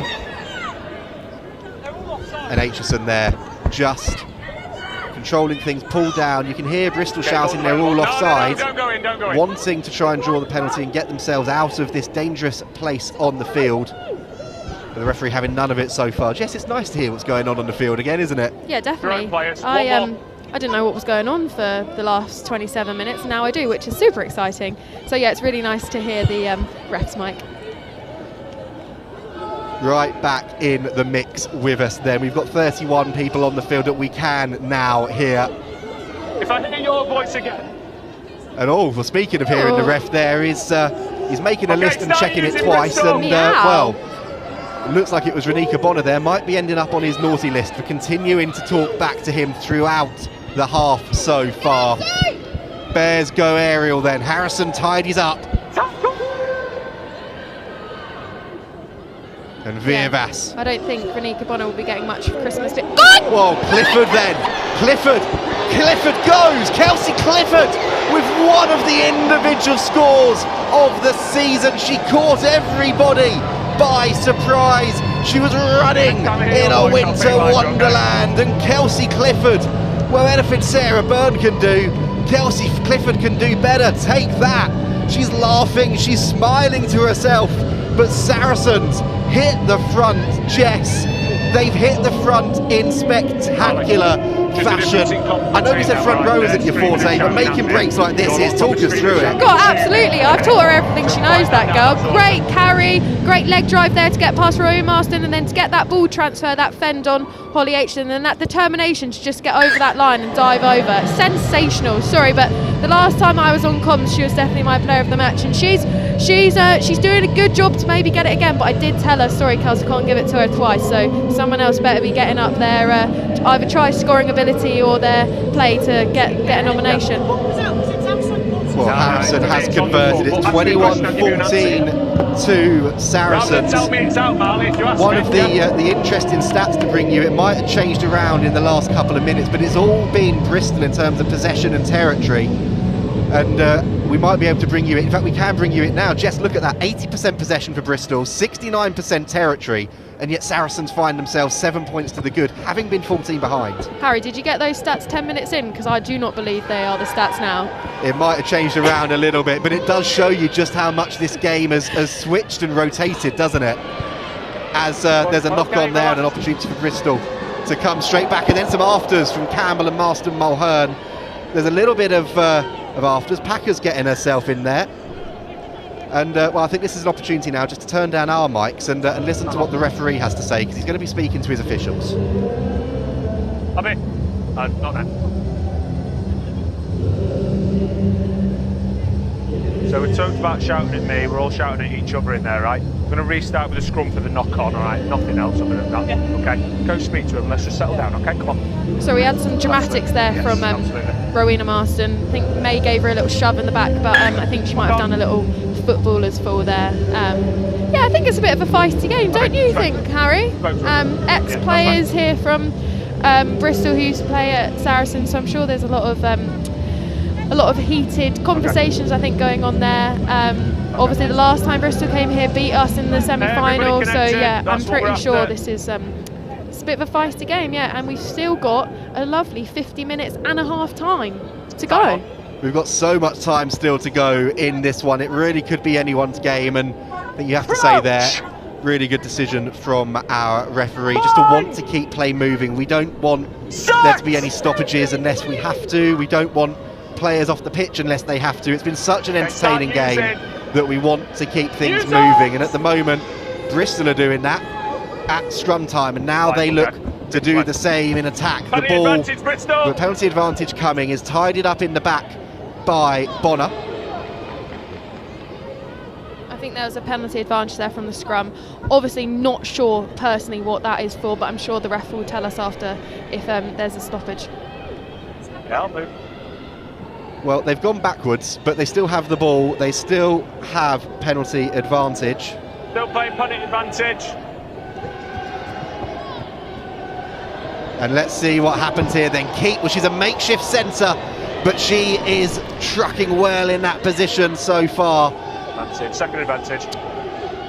2 advantages. Yeah, thanks, mate. And now they're coming again. Building into the 22 of a penalty advantage, and Aitchison spots a gap. Scragged in contact, she had to be, and we'll come back to the first penalty advantage here, Jess, and it's the response Bristol needed and wanted. It's been a great response from the visitors. Yeah, definitely. I think maybe the momentum has shifted a bit here. On the 5, just to you, Jess. Bristol, like I said previously, when they're able to keep the ball, they can keep the ball for a long time, so we just need to not give them that ability to play. Side entry from 5, disconnect from 1 at the scrum. And we just need to have a bit more patience, I think, there. Like the scrum, I think it's a bit... Well, we'll show that line out in a minute, but we can just show this replay of McKenna. She's been pretty sensational so far with boot and with keeping the ball in there, but for the moment she is under pressure here with her team as the Bears look to respond from the maul. And they're motoring forward now. This one looks like it's only going to have one outcome. Lark Atkin-Davis with the score. An opportunity for Aitchison to level it up. And Jess, this is a game that just keeps on giving. We were wondering if we were going to get a festive feast of rugby. Well, we certainly have so far. Yeah, definitely. Very exciting rugby, which Sarah, I think... That's exactly what we're after at scrum time, all right? You start going forward, they go first, we can penalise them, all right? You just heard there what happened at the last scrum with on the referee's mic. So yeah, it's definitely a tight game, which I think for all those neutral fans at home will be excited about. But I think us as Saracens, we need to not give penalties away to give them the ability to get into the 22 to drive, get a driving maul going. probably a more challenging conversion for Holly Aitchison. The last couple have been in front of the post for her, so let's see if she can level the score. Just gone to the left, unfortunately, so Saracens still leading by 2 points. Saracens then still narrowly in the lead. Aitchison unable to keep up her own 100% record this afternoon. Her and Harrison, interestingly enough, the two most accurate kickers in the league this season. And now Saracens need a response again. They still have the lead. They still have the opportunity. And Bristol have given them one back with that pass drifting into touch. Packer's back on the field, Jess, and well, she's starting to lead the charge in defence again. Yeah, definitely. I think we need to keep momentum onto our side, and hopefully we can do this with this line out. It's a great attacking set piece. We've got a player down, I think, just on the 10-metre line. I think it's Bryony Field, it looks like, that's down receiving a bit of treatment. Again, a bit like Sarah Byrne, made of tough stuff, Bryony Field, so I'm sure she'll be back up on her feet soon. Not just made of tough stuff, pretty all-round great character, brings the joy, brings that festive spirit and cheer all year round. In her second season at the club now, Jess, and she's one of those big characters in the changing room. Yeah, definitely. She's been a great addition to the team last year, and yeah, great character, always got a smile on her face, gets involved in anything, and I think that's just an attribute to her as a player, and she's a fantastic person to be around. And yeah, if you want to ever smile, if you're ever feeling down, then you just go and find Bryony Field, and she'll give you a little gag or give you a little joke, and you'll be like, oh, that's funny, thanks, and then you'll go away smiling. So hopefully she'll get up and can carry on the game. She is someone that, like you said, looks to bring the joy all the time to proceedings. You can see some of the other Saracens players there on your screen watching it from, well, I don't blame them, to be honest, Jess. They've gone as far into the back of that main stand as they can to avoid the weather. We're sort of getting a little bit of it hitting us here, not anywhere near as badly as the players on the pitch, but you can also see that on a wider angle of the cameras, if we can get it, that the two teams have gone for a different plan here. Bristol have come in all together, and then Saracens are doing two huddles, one with the forwards and one with the back. So yeah, it just shows that different coaching styles, different teams adapt to stoppages very differently, and I'm sure the forwards were talking about forward stuff and the backs were talking about what move they're about to do off this line out. Well, Field is back to her feet, which is good for her, is good for Saracens, and is good for us as well, because it means we've got 5 more minutes of entertaining rugby to bring you before the break. Field then, her first job is to get this line out working for her side, and it does. Sent to Virvas. Harrison had to stretch a little bit for that one and gets it off to Packer. Ball's available. Gallagher carries hard into contact. And now Virvas again to Harrison. Hardy. Summer signing from Loughborough, who has settled well into this side. And Clifford again, fancying a surge forward. Packer looks to free the hands, thinks better of it, and then Harrison with the knock on, the slippery ball, and Byrne tidies it up for her side. You can hear the referee there saying it's carried back in. And Aitchison just second guessing herself a little bit there, ball in hand. Gets to ground though, and no advantage coming. We'll come back for the scrum. And Bristol then will be looking to use that forward power again and just test Bryony Field out a little bit here, having been down on the ground for a couple of minutes. Yeah, definitely. A very unlikely mistake there by Zoe Harrison. I think she might have seen a gap before catching the ball, which happens sometimes in rugby. I think you get really excited and you think, oh, maybe there's an opportunity for me to run there. And yeah, just didn't catch the ball. So yeah, it gives Bristol an attacking opportunity, hopefully. Not for Saris, but for us up here, and I'm sure the mutual fans can see some running rugby with the electric back three that Bristol have, and then obviously the electric back three that Saris have. It'll be, it's a midfield scrum, so this is something that I think everyone gets quite excited about.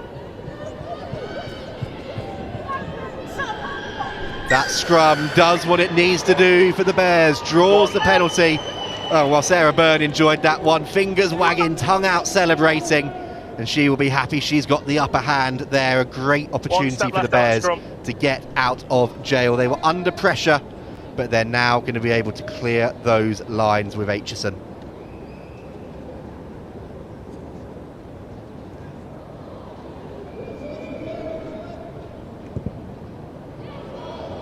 Sorry, take the 10, please. Take the 10.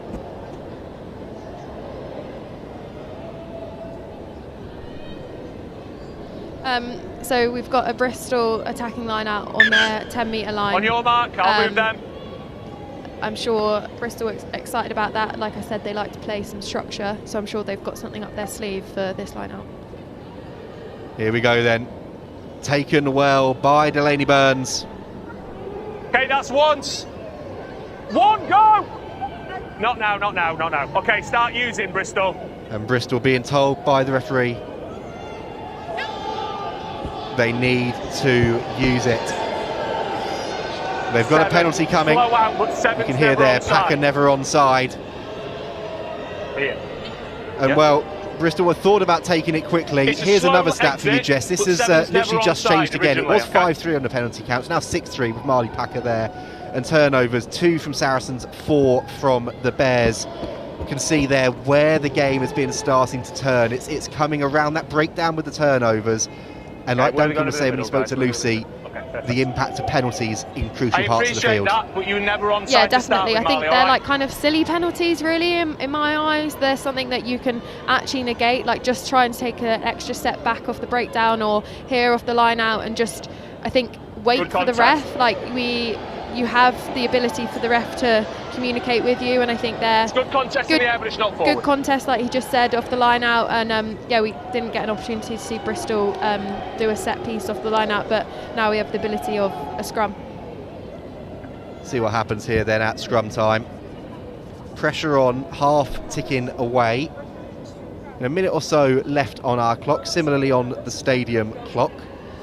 They aren't quite aligned, so there may be 10 seconds here or there. If anybody's looking to get me a Christmas present who's listening, my hands are absolutely freezing. If it's time for Christmas, I'd love a pair of gloves, but hopefully I'll be back on the pitch soon, so maybe not. But yeah, scrum here, mid-fit on the halfway line. We've got a short side on the left-hand side, but a big open space here on the right-hand side. I'm sure Bristol will want to use it. But instead they get a penalty at the scrum again. Against the head, Byrne celebrating again, and an opportunity right at the end of the half for the Bears to put themselves right down into Saracens territory as that half-time gong sounds. And this half, a bit like this game so far, is going to be going down to the wire. Dave Ward there, a quick shout of come on before he grabs his notepad and gets ready to make his way pitch side.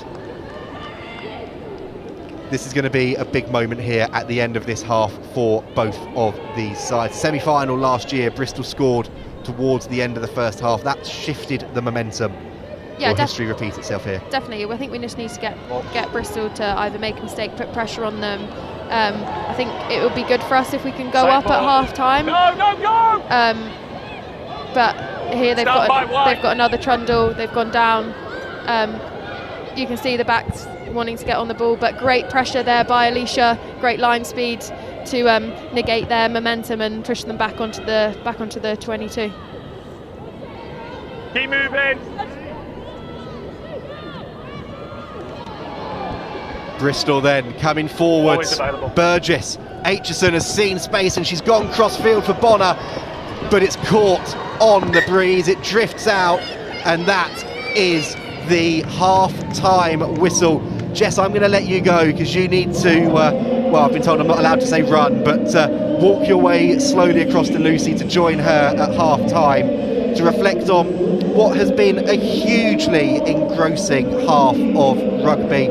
An incredible contest. The Bears raced into a 14-0 lead. Saracens hit back with a wonder try from Kelsey Clifford, and then the Bears hit back again. One misconversion, the difference is 21-19 in it.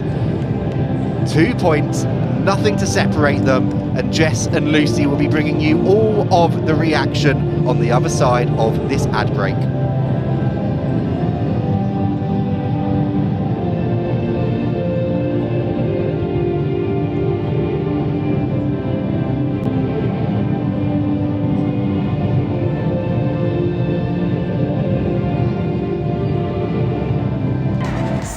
Greetings from Premiership Women's Rugby. It's not often you get to witness the start of history. Oh, that's a cracker. The most wonderful time of the year. Absolutely magical. For Leicester Tigers, they are looking ruthless. This is how Bristol Bears play their rugby. Another exceptional score from the Cherry and Whites.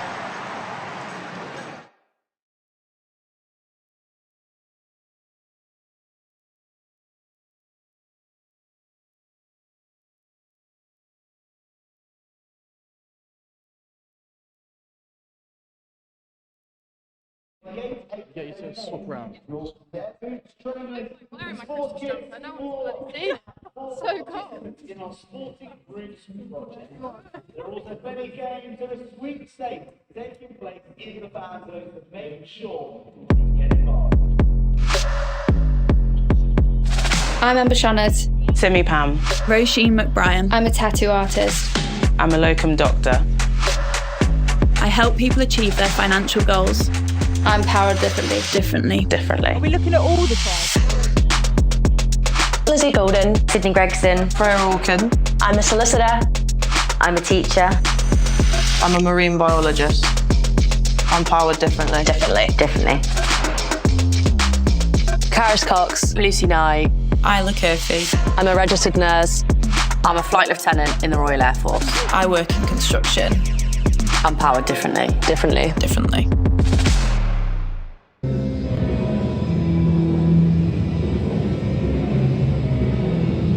Welcome back to Stonex Stadium. It is half-time here between Saracens and Bristol Bears, and it is mighty cold, Jess Breach. My shoulders are up by my ears, my lips are blue, but we are having an incredible time. What a first half. I know, incredible. I think I was getting too excited again on the comms. I'm not sure if I'm going to be invited back again, but no, it was a really good game of rugby. I think it shows some running rugby, some obviously physicality, and I just think it shows that both teams are raring to go and really want to get a win before Christmas. Yeah, absolutely. Now, saying to Duncan Taylor halfway through that first half, it kind of felt like a first half of two halves. It was all Bristol Bears to start with, and then Saracens came into it towards the back end of the half. I mean, extraordinary play. It was like a Bristol sandwich, I think. It went Bristol, Saris, Bristol. So hopefully it will go the other way round in the second half, and it will be a Saracens sandwich, which will hopefully be better for us. But it was really good that we negated that last opportunity that Bristol had to get a try.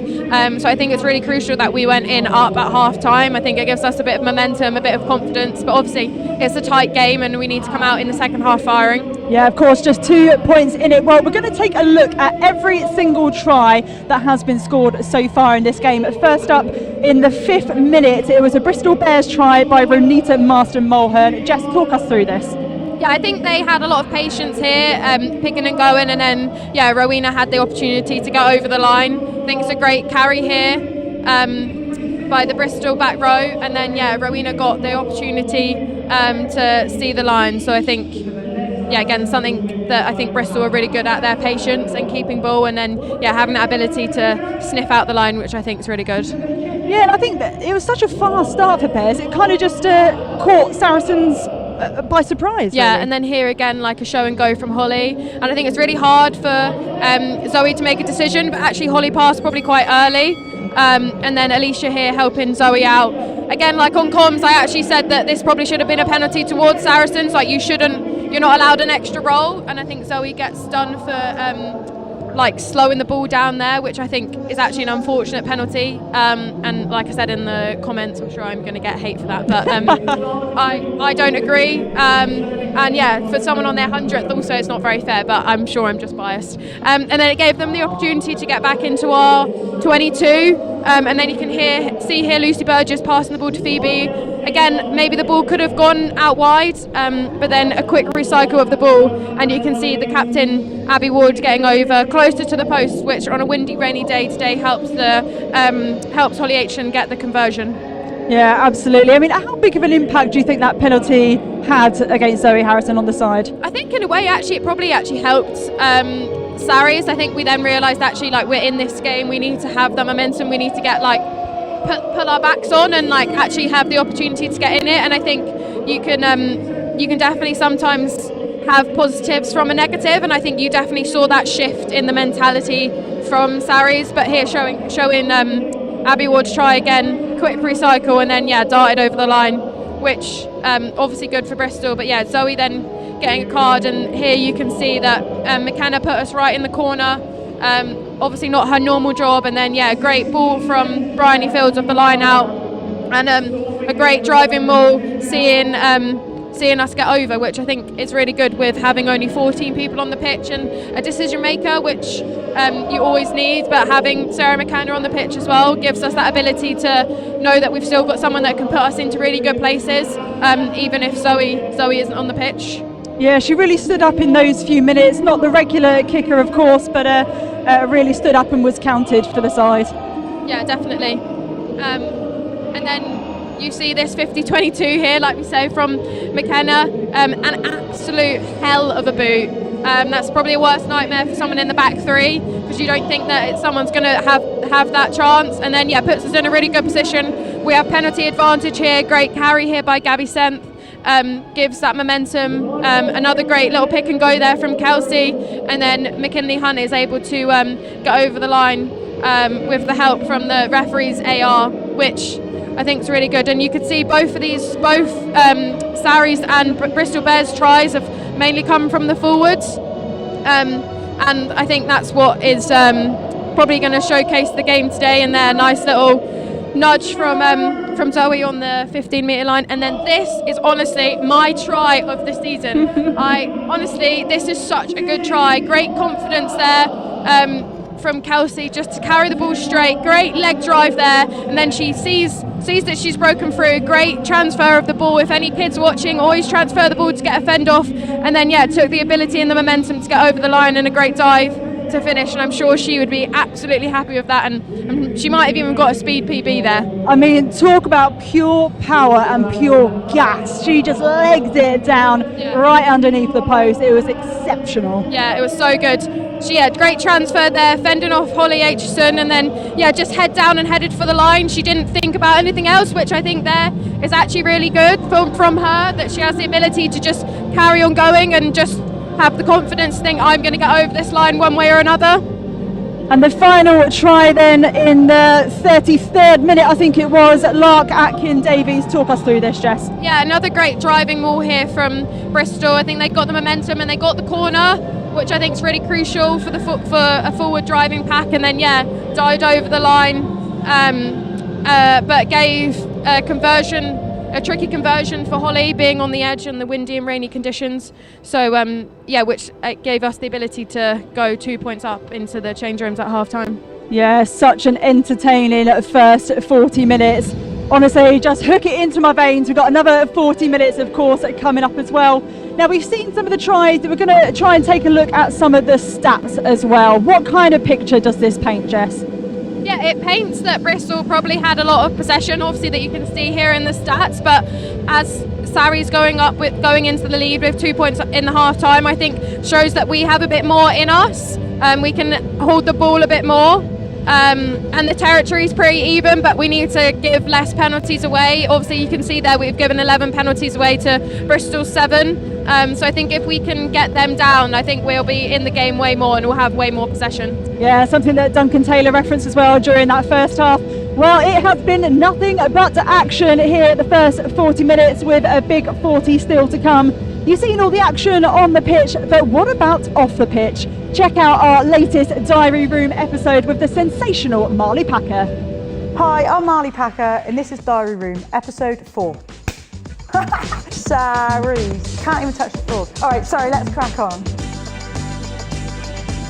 So I think like the player house, there's a really good group there. You've got McKinley, quite quirky, unique. You've got Gabby, you've got Fancy, you've got Alicia, you've also got Tori, and they're just a really great group. They just really want what's best for the team, and you know they're athletes and they keep striving for the best. And I think you know that is at Saracens, like we want players that want to be the best. You know that's what we're shaping ourselves around, and like we have good social capital as well. We don't always talk about as a club, but I think you know they're the moments, they're the non-forced socials that happen, and are the ones that you know create memories, because memories last a lifetime. And all the times that you're putting the hard work in, whether it's out on the pitch, in the gym, you know doing the extras, whether it's rehab and prehab, whatever you're doing, it's the memories that you make with the people you're doing it with that ain't forced. And I think that's the really nice thing about this group, that we're creating memories together and it's not just on the pitch.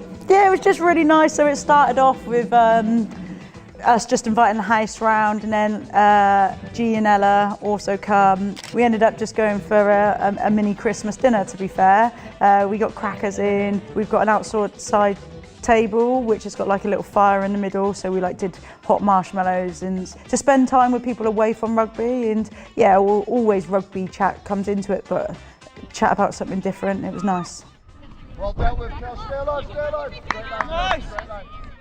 I think this season Oliver's been about more than he ever has been, and like to me it's everything, because it's like my two worlds collide. Like Oliver I love unconditionally and he rocks my world, and then rugby has brought me to this place where who I am now.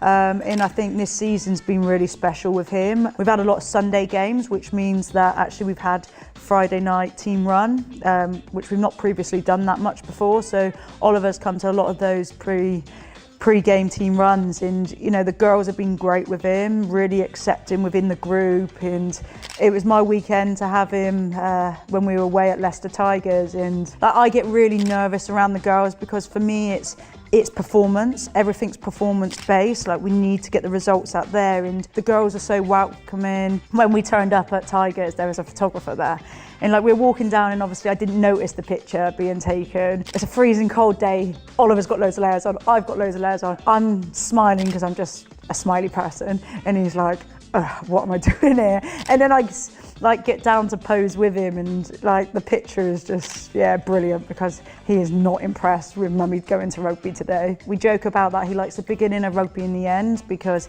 he loves running out the tunnel and being the mascot, and he likes being on the pitch at the end of the game saying hey to everyone and thank you, and you know it just melts my heart. I love it.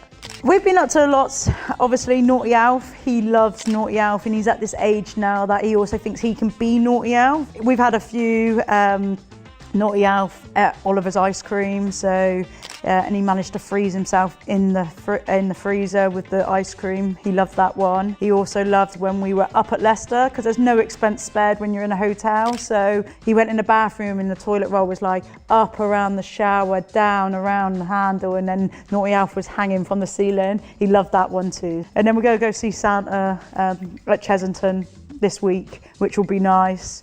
And we're going to Yeovil Christmas Day to see my family, which will be really nice. Sorry, can't even touch the floor. All right, sorry, let's crack on.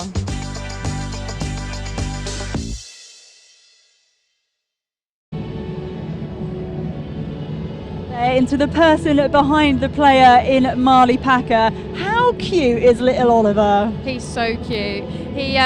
He's a ray of sunshine when he comes in. He's always smiley, always playing with his toys or his dinosaurs. He's a great character and a great attribute to Marley. He's just so warm and will go to anyone and wants to talk to anyone or play with anyone, which I think is really important, that to be in this environment, it's just nice that he has that confidence to be around anyone. And he's just so sweet, and I think he's super proud of what his mummy does. And I think when he grows up more and actually understands it, I think he'll be pretty amazed with how amazing Marley is as England and Saracens captain.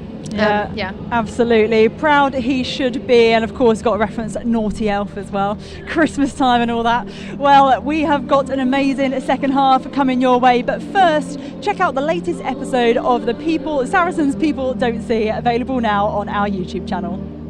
From the dark ages to the digital ages, As one of the world's largest London metal exchange traders, StoneX is leading the revolution of the base metal market. BM Execute is an online, real-time risk management system for the base metals industry. Easy to use and rich in functionality, BM Execute will allow for easier risk management, real-time views, and reduced operational risk. BM Execute takes base metal trading to the next level.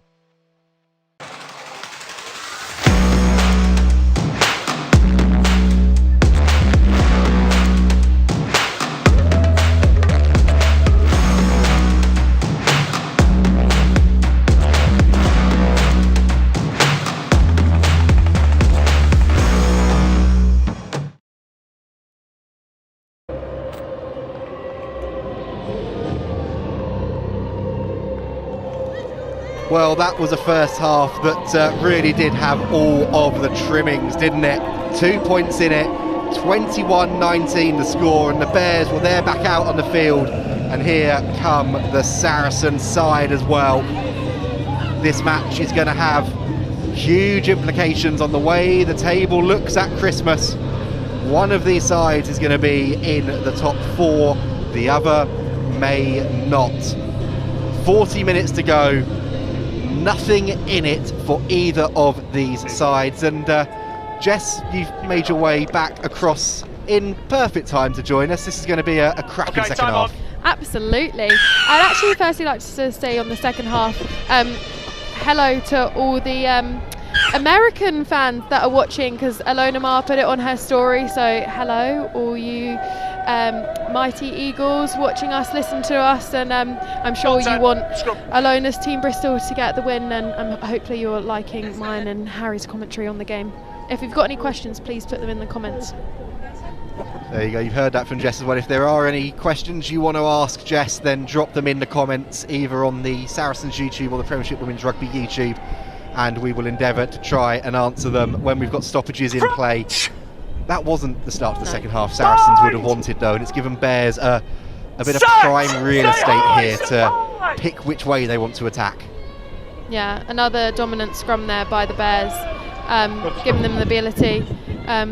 They've changed which way they're going. Great carry by Phoebe Murray. Too long! Really was there from Phoebe Murray in the end, just deciding that the best thing to do would be to straighten and give her side the opportunity to reset, and they did again with Bottomon and Atkin Davis combining. Aitchison then tackled in the backfield from Packer. That was a big shot from the Saracens co-captain, and one that needed to be made. Byrne then, well, people saying on the chat to rescind her front row union licence in the first half of that run. Probably should do the same again there for that beautiful scrum half pass from the base. Yeah, absolutely. Bristol doing really well to keep the ball here. Given Holly that opportunity to take the dog leg there, so I think we all need to, as a Saracens line, we all need to have that ability to go up together. They're hunting in packs, but the Bears are coming forward in waves, and David now cuts in field and has an opportunity in broken field, but Saracens wrap her up well. Hunt for the penalty, but they put their hands down on the floor. Well, Evans looked disappointed with that. She rode the initial competition really well there, and we might be able to show you that one again. But then when that secondary surge came in at the breakdown from the Bears, she just lost that bind a little bit, and those hands slipped onto the floor.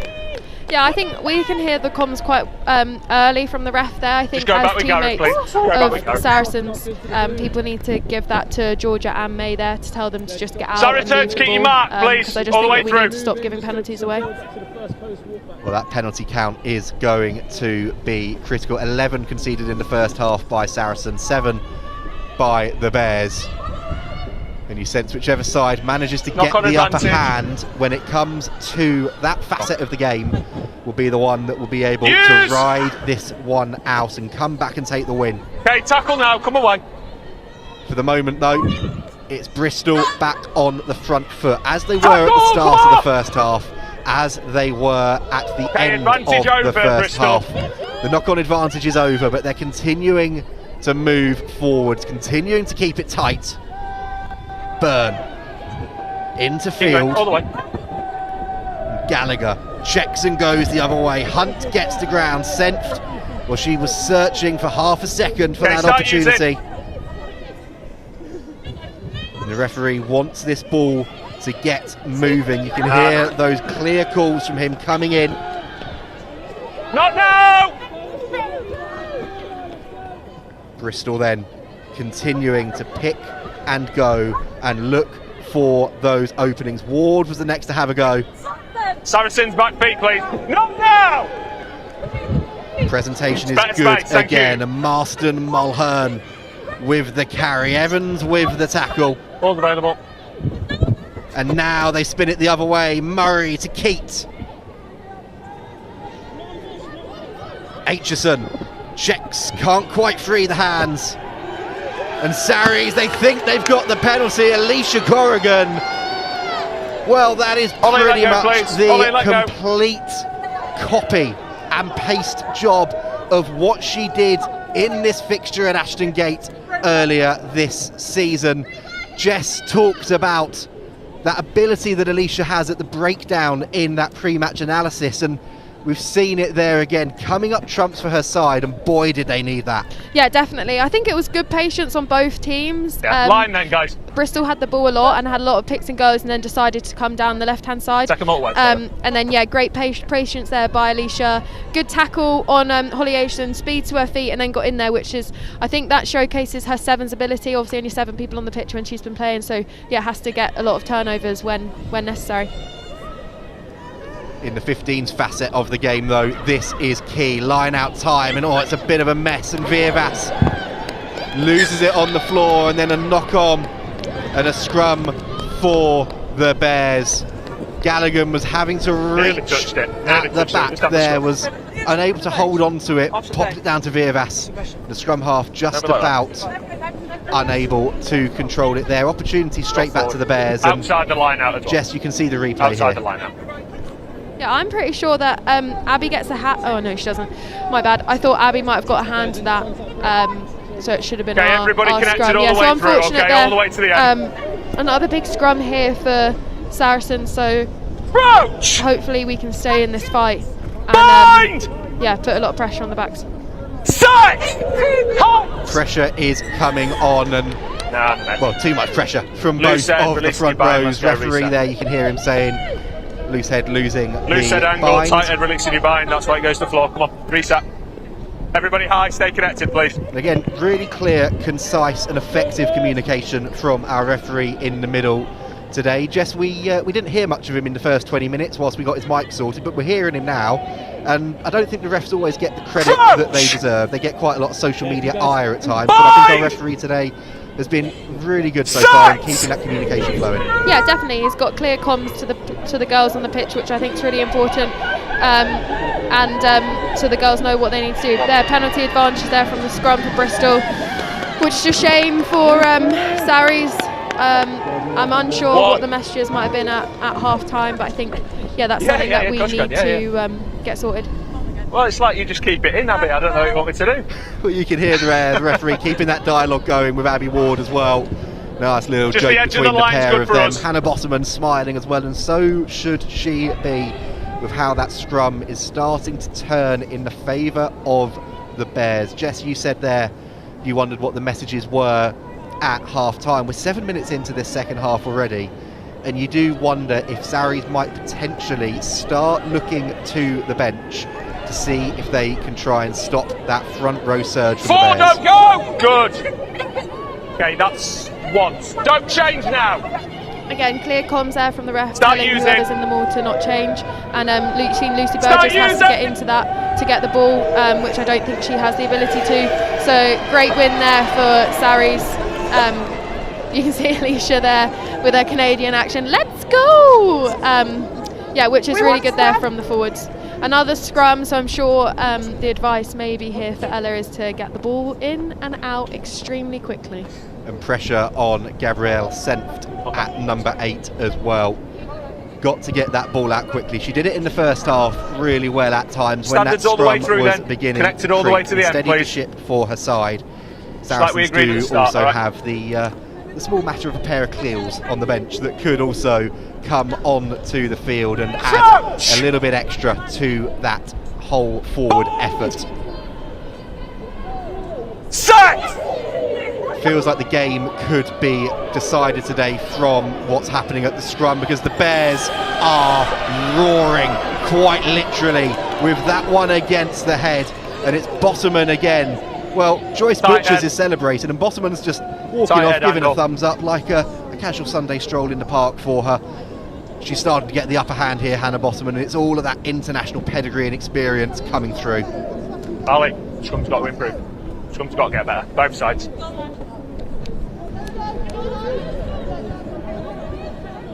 You could hear there clear comms from the ref to Marley saying that the scrum needs to get better both sides. So yeah, I'm sure Kelsey and McKinley are probably thinking about the scrum probably maybe a bit too much, but now they need to focus on this line out. Ball. Need to focus on this maul defence as well. The Bears scored from one of these towards the end of the first half. Don't change, go now. Hunt then has to get out of there, and now they have to use the ball. There's Burgess, picked up well by Murray under pressure. Hardy and Gregson eventually get her to ground. Burgess again, getting the ball free, keeping things moving. The scrum half got her century of appearances. It's the second time I've asked it a few weeks ago after that postponed game against Exeter. True servant of this Bristol cause. There was another there, Delaney Burns with the carry arriving at pace, and then the knock-on comes from Phoebe Murray. Saracens survive for now, but it's well, Jess, it's very little respite, because as you just said, it's another scrum, and Hannah Bottoman is surely going to be pursing her lips at the opportunity that she has in front of her here. Cheers, Nick. Yeah, substitution here for Bristol. I think that's Delaney Byrne coming off for Holly Cunningham. So second row for a second row. I think Delaney's had a good game, but probably good to get some fresh legs on from Bristol in the second row, maybe to help their props give themselves even more power in this scrum. On now. Now, speaking of both sides of the scrum, other big games going on around the PWR today, if you don't want to hear the score in the Exeter Gloucester game, then mute me for the next 10 seconds. It's not forward by white black scrum. You have been seeing what's going on there. It's 0-0 after 17 minutes, but that one as tight as this one, and it's what you'd expect from four sides that are right in the thick of that top four hunt. Make sure the back line goes with it as well if we move backwards, okay? Yeah, definitely. No, I think another tough game, I think, down at Exeter. So yeah, 0-0 is probably what I expect. If the weather's anything like it is here, it would be super windy at Sandy Point. Hold. The wind blows around that place, doesn't it? Bristol, though, at the moment they are continuing to motor forward, and Viervas, well, she had to do well to fight there to get that one out for her side, and she's caught in the breakdown. I think that was to her feet, though. That was good to get the ball in and out there. I think that's definitely what we needed, and now giving us the platform to hopefully get the ball out of our 22. Start using. Viervas then steadies herself, readies herself, and goes aerial. Goes to touch as well. And with the threat that the Bears have in the backfield, that's not a bad decision at all from Viervas. And we talked about a couple of potential changes for Saracens. That's Ella Viervas' last contribution. Leanne Infante coming on in her place, and Akina Gondwe coming on as well, replacing McKinley Hunt. Two changes there for Saracens, Jess, and Infante out of retirement at the moment to help a bit of an injury crisis in that position and right into the thick of things. Yeah, love the girl. I think when she heard that there was a bit of an injury crisis, she prepared herself to have maybe the ability to come back and play. But she's a great asset to the team. I think everyone was super sad when she said that she wanted to retire, so actually a couple more games out of her is pretty nice for everyone. But I think Ella and McKinley did a good shift today. Maybe some fresh legs in the front row might be giving us a different picture in the scrum. For the moment, though, the Bears are continuing to put the pressure on. Clock is ticking. They've been down here pretty much for all 13 minutes of this second half. And you feel like it could just be a matter of time until the pressure tells, because the Bears are starting to roar into life again. Yeah, you could just see there from the touch judge's flag that actually the wind's probably against Sarries now. So that maybe that's why the kicking game is maybe not in the front foot of Sarries' mind. But that's a great counter shove and a great win there for Sarries to get the ball back from that driving maul. So yeah, another opportunity Bristol have missed, and Sarries have done really well there to negate that opportunity for Bristol. It's a huge another win scrum, for Saracens, but as you say, Jess, it is another scrum again. Well, the weather's picking up. It's pretty windy out on the pitch. It's pretty windy here. Lucy, our pitchside reporter, was just making her way up to get ready to interview Dave Ward in a moment, and nearly got blown down the stairs with the gust of wind that came across. That's all right.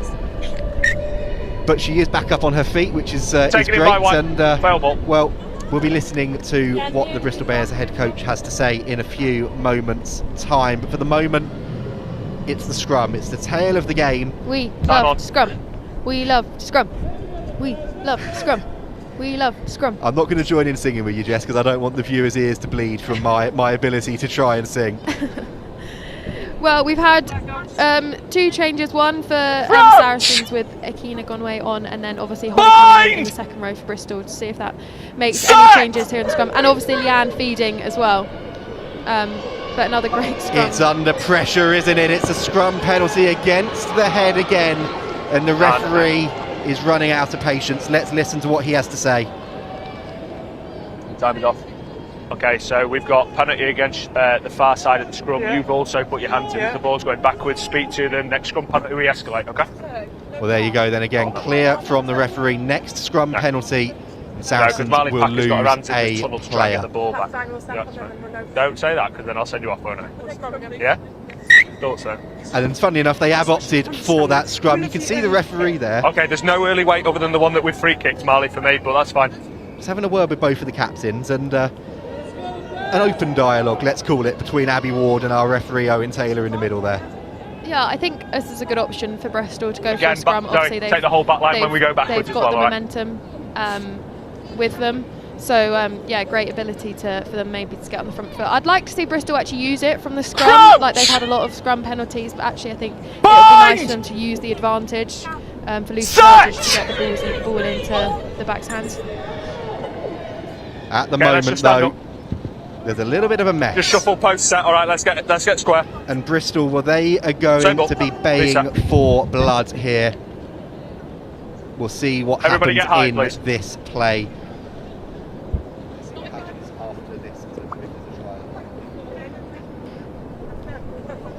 At the moment, the pressure is all on Saracens. They have resisted it so far, but it's continuing to come to the fore. And, well, the Saracens coaching staff, Mo Bota there, came out of the coaching box, sprinted down the stands to get some messages on, and has now run back up.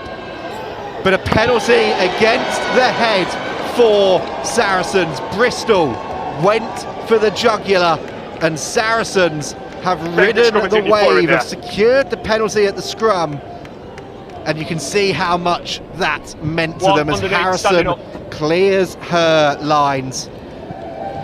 And after that moment for his side, I believe that Lucy has made her way up to the Bristol coaching box to hear the thoughts of Dave Ward.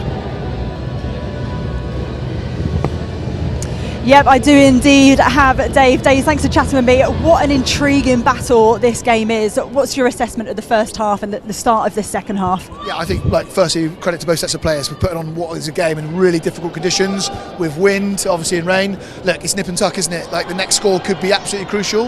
Obviously, I'd like us to get it. I'm sure Saracens would like to get it as well. So, yeah, 21-19 all to play for. And it's all about the swings in momentum. Sometimes it's Bears, sometimes it's Sarries. How do you sustain this for the full 80? Yeah, I mean, they're holding on to the ball, obviously.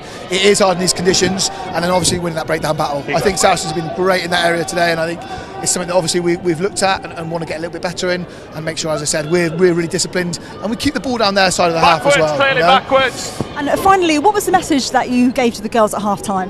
No, I just think, look, when we get the opportunity to go down there, let's go and stay down there and make sure we then finish it off. We've had now 4 or 5 opportunities to score mauls and hold on to the ball. We haven't done that. Saracens defended really well. We need to keep that pressure up and we need to take our opportunities. Well, best of luck for the second half. Harry, back over to you. Thank you very much, Lucy.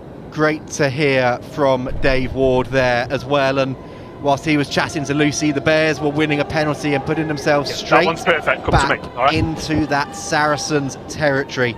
And I think, Jess, as Dave said there, pretty horrible conditions for both teams, and you've got to give them both credit for the rugby that we've seen so far. Yeah, definitely. I think he spoke quite nicely about Saracens, which is nice from advantage knock on an away coach for once.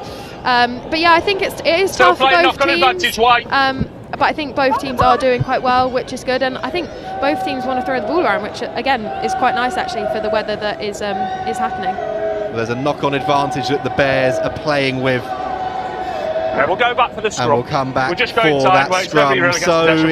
It's rinse and repeat. It's as you were, and well, Jess, you're singing along saying we love scrums. There's a lady just to our left, or a couple of them, that love a scrum as well. Maya Montiel is down there.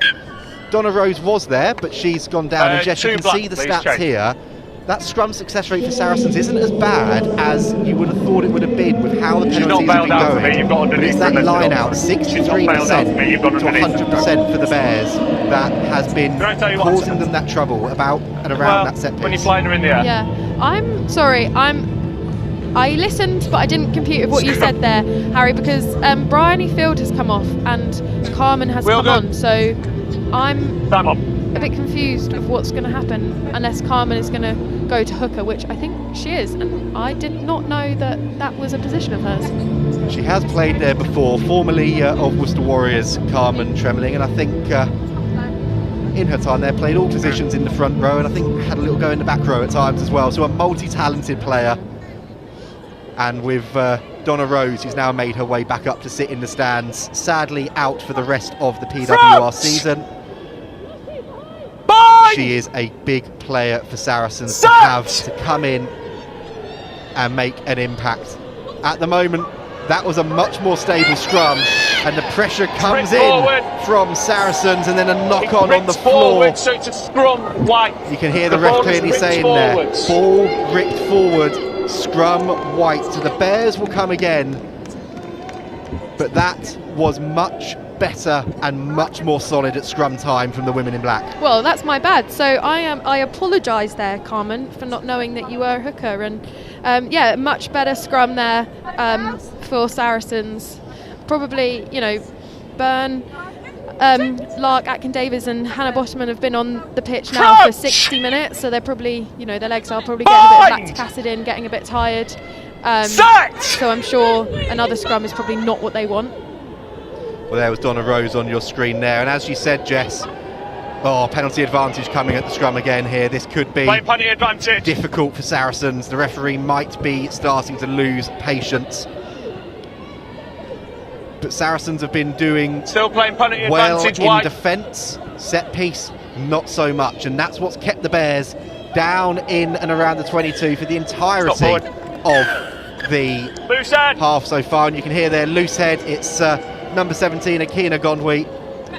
Not exactly her fault, that's just an accumulation of penalties building, and that's Sarah Byrne there that put her under pressure. Walks off, shaking her head. I'm not as quick as you. That was coming. That's been coming pretty much from the start of the second half, Jess. Yeah, I feel sorry for Akina there. I think that was a build-up of penalties from maybe the first half in the scrum. Yeah, so I think that probably was a bit of a team yellow, as said. But we've obviously still got Bryony Cleo on the bench, who is a prop or has played prop, and obviously you've still got McKinley, also obviously that had come off as well on the bench. So if they do call for a scrum, you will see probably a replacement there, and I'm unsure who they will take off. We'll have to see what happens if that does come about. At the moment then it's Kelsey Clifford down, just receiving a little bit of treatment, and Dave Ward to our right, hurriedly getting some messages down. to his side. Can we get another loose head off the Saracens? A second there, but he's actually getting the messages down over the radio. And are you going corner? Jess, Saracens are going to be down a player for the next 10 minutes. They've been in their 22 defending pretty much for the entirety of the game. And actually, Kelsey Clifford is down receiving treatment. It's probably come at a really good time for them because it gives them an opportunity to get those messages in and a chance to just try and slow proceedings down a little bit. Yeah, definitely.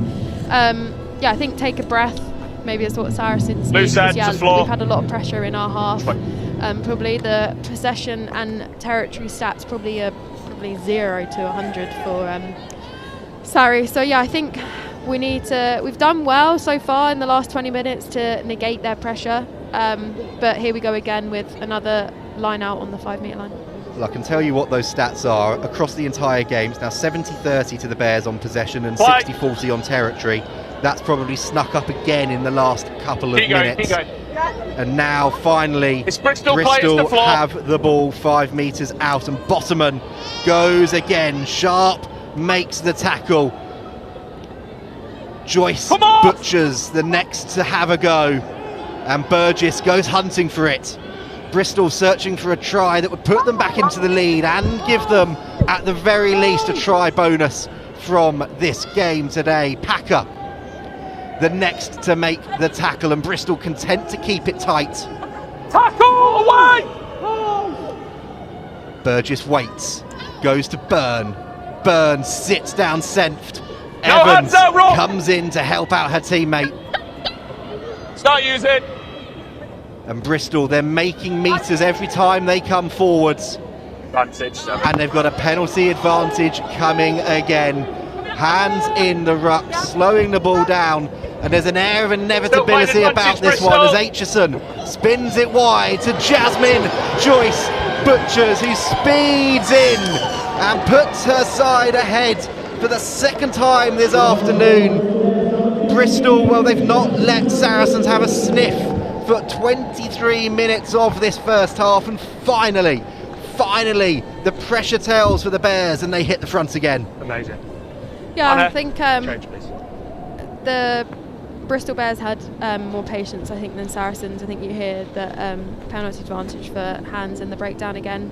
And it's a great ball from Holly Aitchison to get Jazzy on the outside of the Saracens defence, and diving over, and then to see if Holly can convert to give them a 5-point lead. Is that right? Good maths or not? It is really good maths. Conversion to come as well. So they're 24-21 to the good at the moment. And conversion from Aitchison, well, it hits the post. It dragged away on the breeze.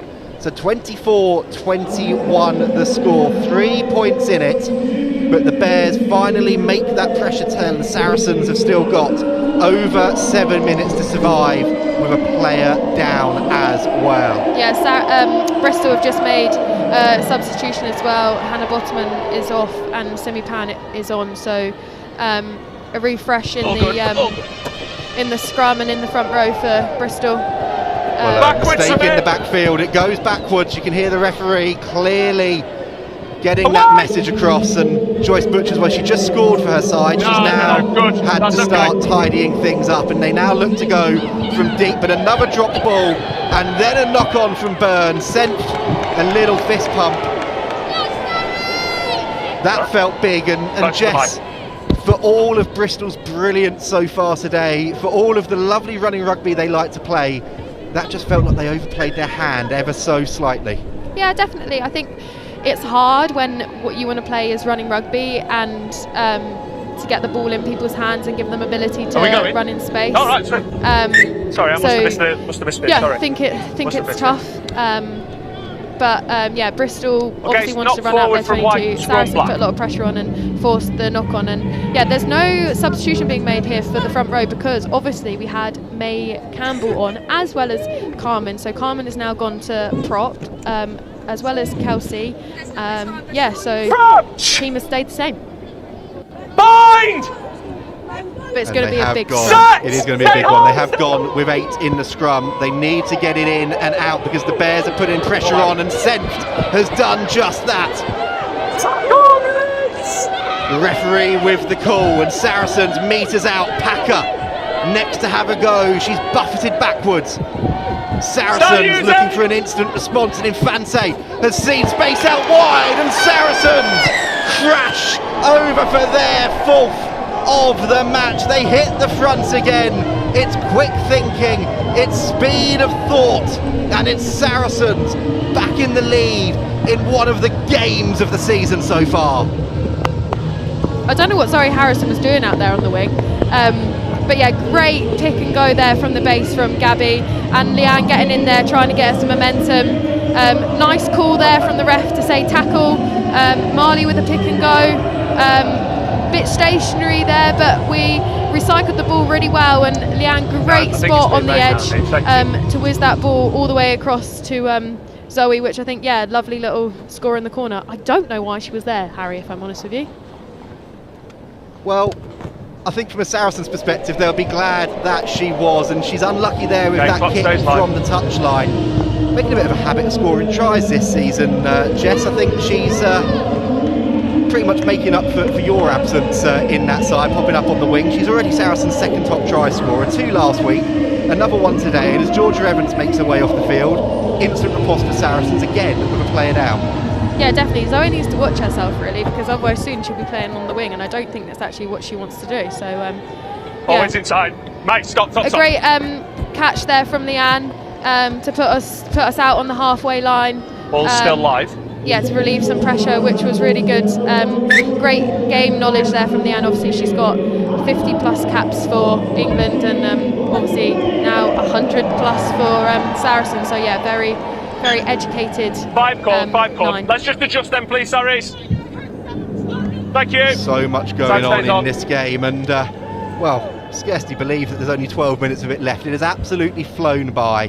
2 incredible teams giving it their all out on the pitch, and there's still going to be plenty of twists and turns to go as I managed to get that tongue twister out of my mouth eventually. For the moment though, it's the Bears coming forward again with Marston, Mull, Hearn.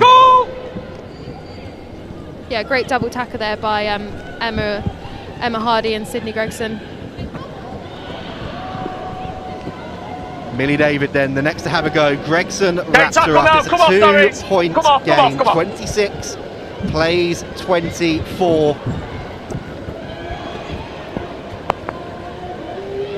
Both teams now, sorry Jess, with a try bonus point. And just quickly, whilst we're talking about other games and other scores, mute me now for the next 5 seconds. Gloucester Hartpury have gone flying into a lead. They're 17-0 up away at Exeter Chiefs. That could blow this top 4 race wide open, as can the result here today. And as Saracens secure a turnover penalty, and Jess, you celebrate probably as much as the players on the pitch.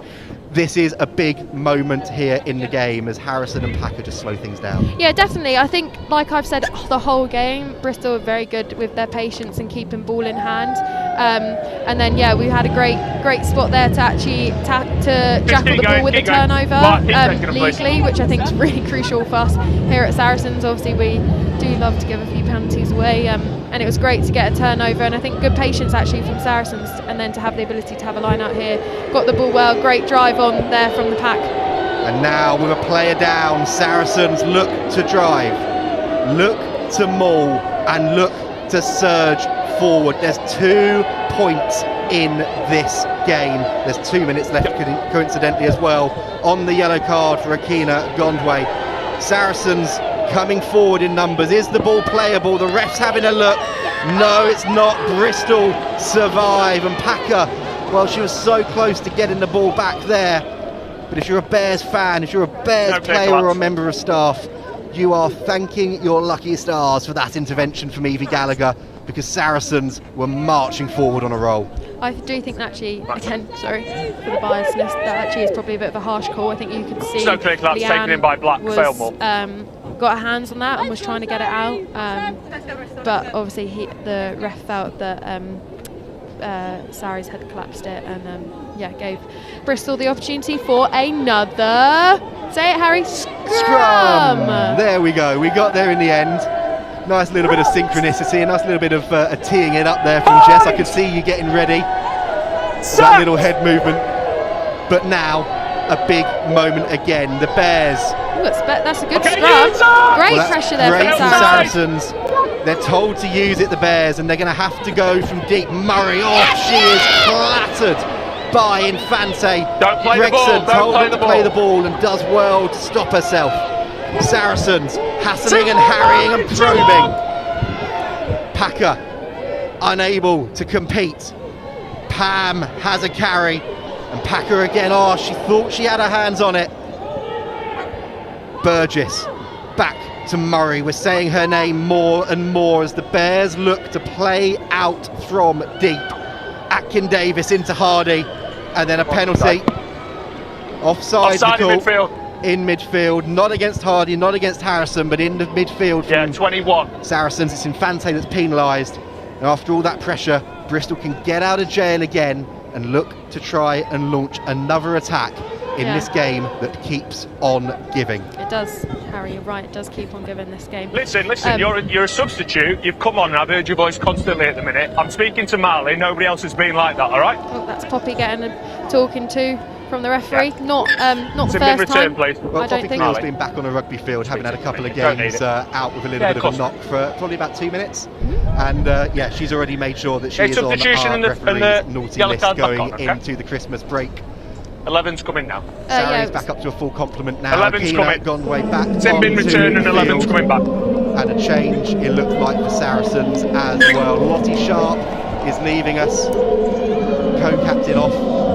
And Corinne Grant coming on in her place. Saracens looking to shore things up, and they're doing well.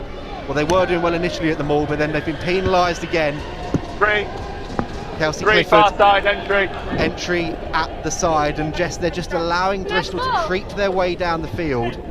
Yeah, thanks. And time's starting to tick away for both of these teams. Yeah, definitely. Like we've put a lot of pressure on them defensively, and we're just allowing them to get out of their half and put us more pressure on us. I think we just need to keep cool heads. Like, we've still got 9-8 minutes left in this game, and yes, there is 2 points in it, but we are in this game, so we need to not have a replay of the Gloucester game last weekend. Well, that was the thing, wasn't it, last week? It was the last quarter. Okay, we'll get numbers and we'll build the line now. Gloucester Hartpury against Saracens. Numbers. No. Bristol Bears, well, they've not needed any last quarter heroics recently. They've just been happy to keep building leads and keeping themselves in the ascendancy throughout. A big win away at Kingsholm for them as well. And if they could get a win here at Stonex Stadium today, they will put themselves right in the mix. But Senft does likewise for her side, and Campbell comes away with it, uses Holly Cunningham as a speed bump and crashes through. And now Packer has seen some space in midfield. Infante keeps things moving quickly, and there's McKenna now. Marston Mulhern gets her to ground. There's a little bit of a discrepancy between your clock on screen and the stadium clock. A couple of minutes different, so we will see how long is left. Clifford for the moment though is absolutely clattered. Well, there is your update. The stadium clock was the right one, so we still have 7 minutes left. A penalty, and that was a big knock in the head. Let's listen to what the referee has to say here, because that looked like a pretty meaty collision in midfield. Let's see what the officials make of this. I do hope Poppy is okay. She's just come back from a concussion, so yeah, I hope she is okay. I actually didn't see that because my mum was texting me, so thanks mum for the distraction. Okay, well, let's see what the referee has to say here. So we've got head contact, so we'll go through the 4 questions. Yes, we've got head contact, it's against White 17. Yes, we've got foul play because she's always upright. She's coming into the tackle, it's dynamic, so it's a high degree of danger. And for me, there's no clear mitigation unless we've got a clear change of height from your side. Yeah, we've got black. Coming into the tackle, okay, because it says I'm coming round. So if we've got mitigation, it's a yellow card, okay. Simi! Simi!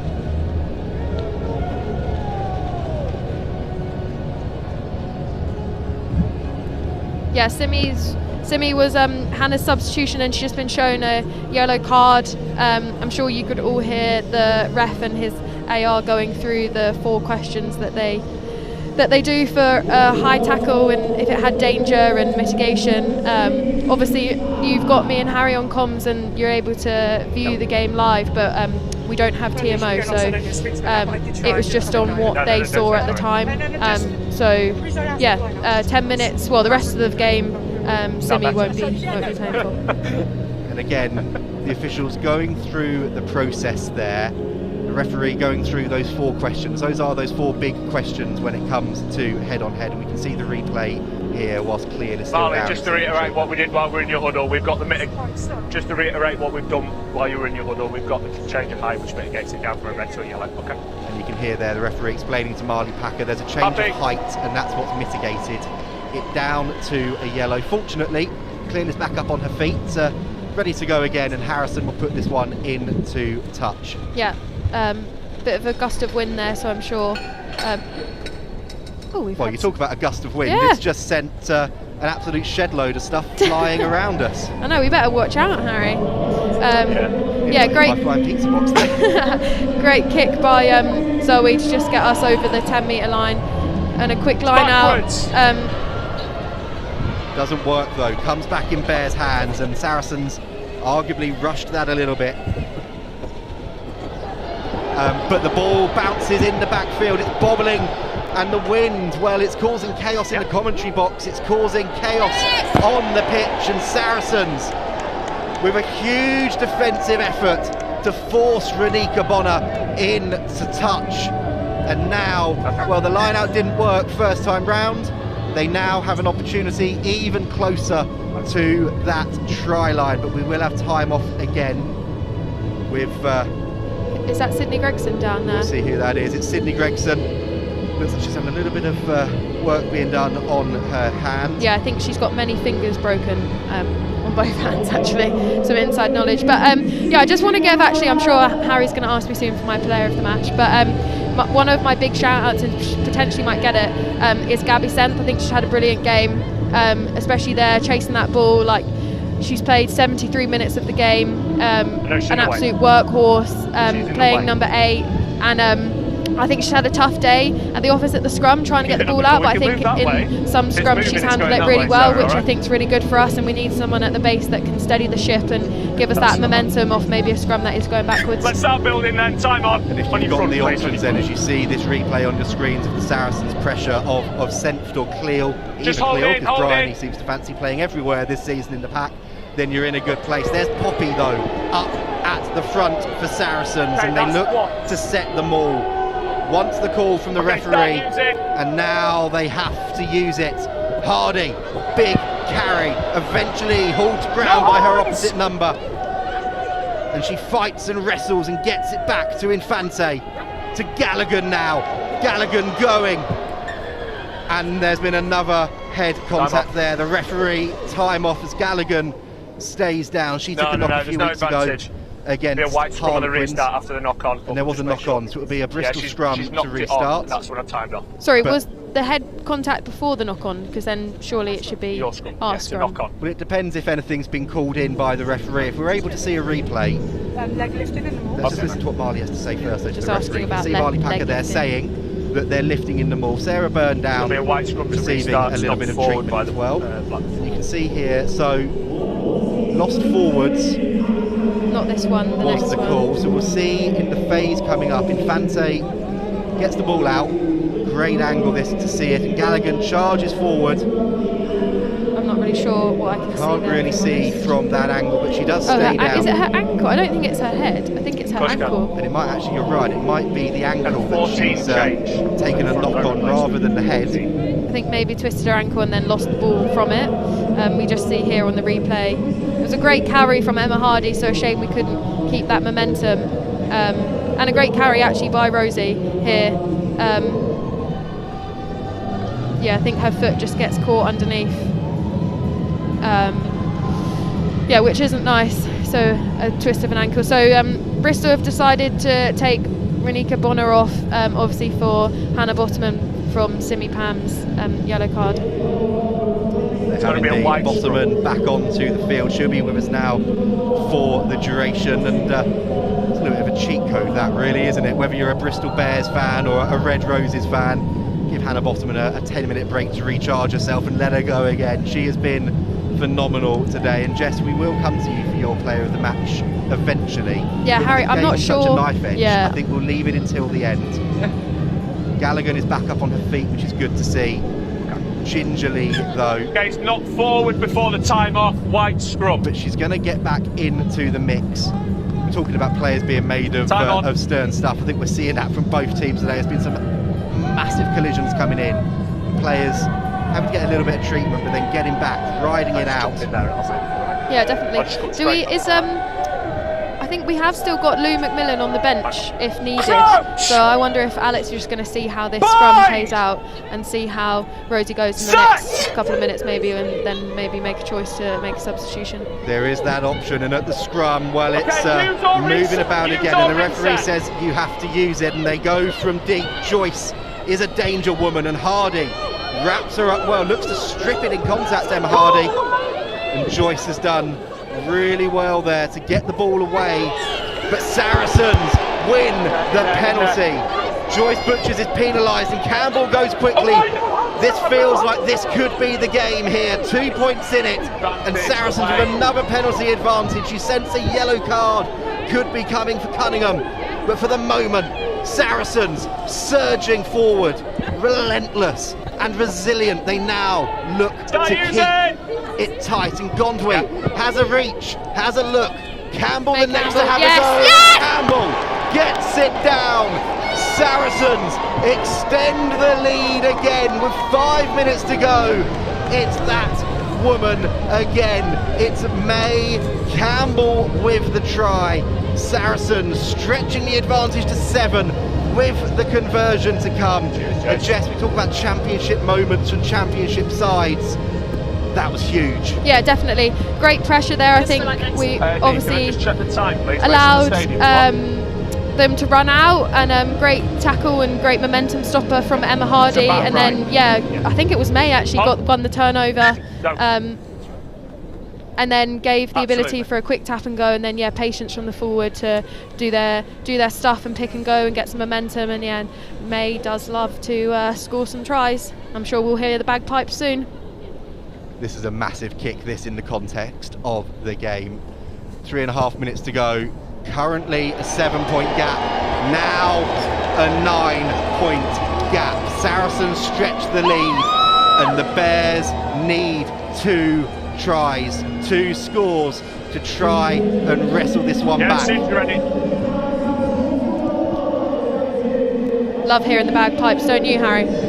They're my favourite part of a match day, hearing those bagpipes, and everyone's been getting used to hearing them a lot this season as Saracens draw another penalty. And that was entertaining to watch there. Marston Mulhern sticking the ball straight into Leanne Infante's arms and saying, there you go, get on with it. But Infante is ready to slow things down. And Jess, after this line out, because we're hoping that Zoe Harrison is going to get this one into touch, which she does. I think this is a great opportunity for you to go through your player of the match nominations first, because there's been a fair few of them, and then ultimately who is your player of the match. Yeah, so I think obviously I have to give a shout out to Zoe on her 100th appearance. Did get a yellow card, so Zoe, you're not getting player of the match, but I do think you've had a great game. I think May obviously has had an outstanding game yet again, turnover after turnover, tries, ball carries, which I think has been amazing. Kelsey Clifford, a great shout out from that try. Like I said, taught her all I know. But I do think my player of the match is going to be to Gabby Sent. I think she has worked really hard, put a lot of pressure on Bristol. So my player of the match is Gabby Sent. Saracens number 8, Gabrielle Sent, then is your player of the match. And as Jess said, plenty of contenders on both sides of on the line, the match. Bristol, though, have a penalty, and they will want to get the speed going here, because there is an opportunity, if they score before the 80-minute mark, to potentially turn down the conversion and back themselves to go again. Play on. And well, they are going to have an opportunity Sprint here, but backwards, it's stripped by Saracens and tidied up by Akina Gondwi.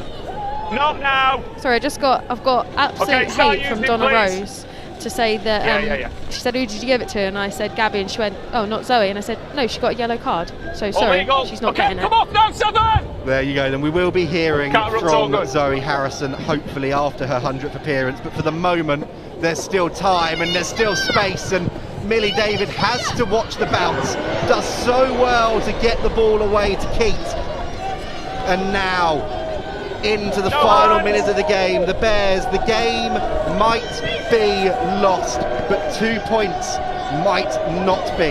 They only need a penalty to get themselves within 7.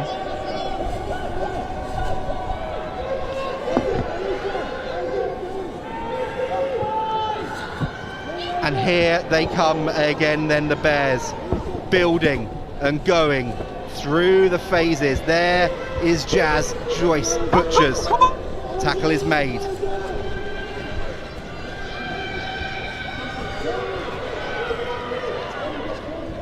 Ball's available. There is the gong, the final moment of the game. Saracens have secured a league double over the Bears, but the Bears don't want to leave empty-handed.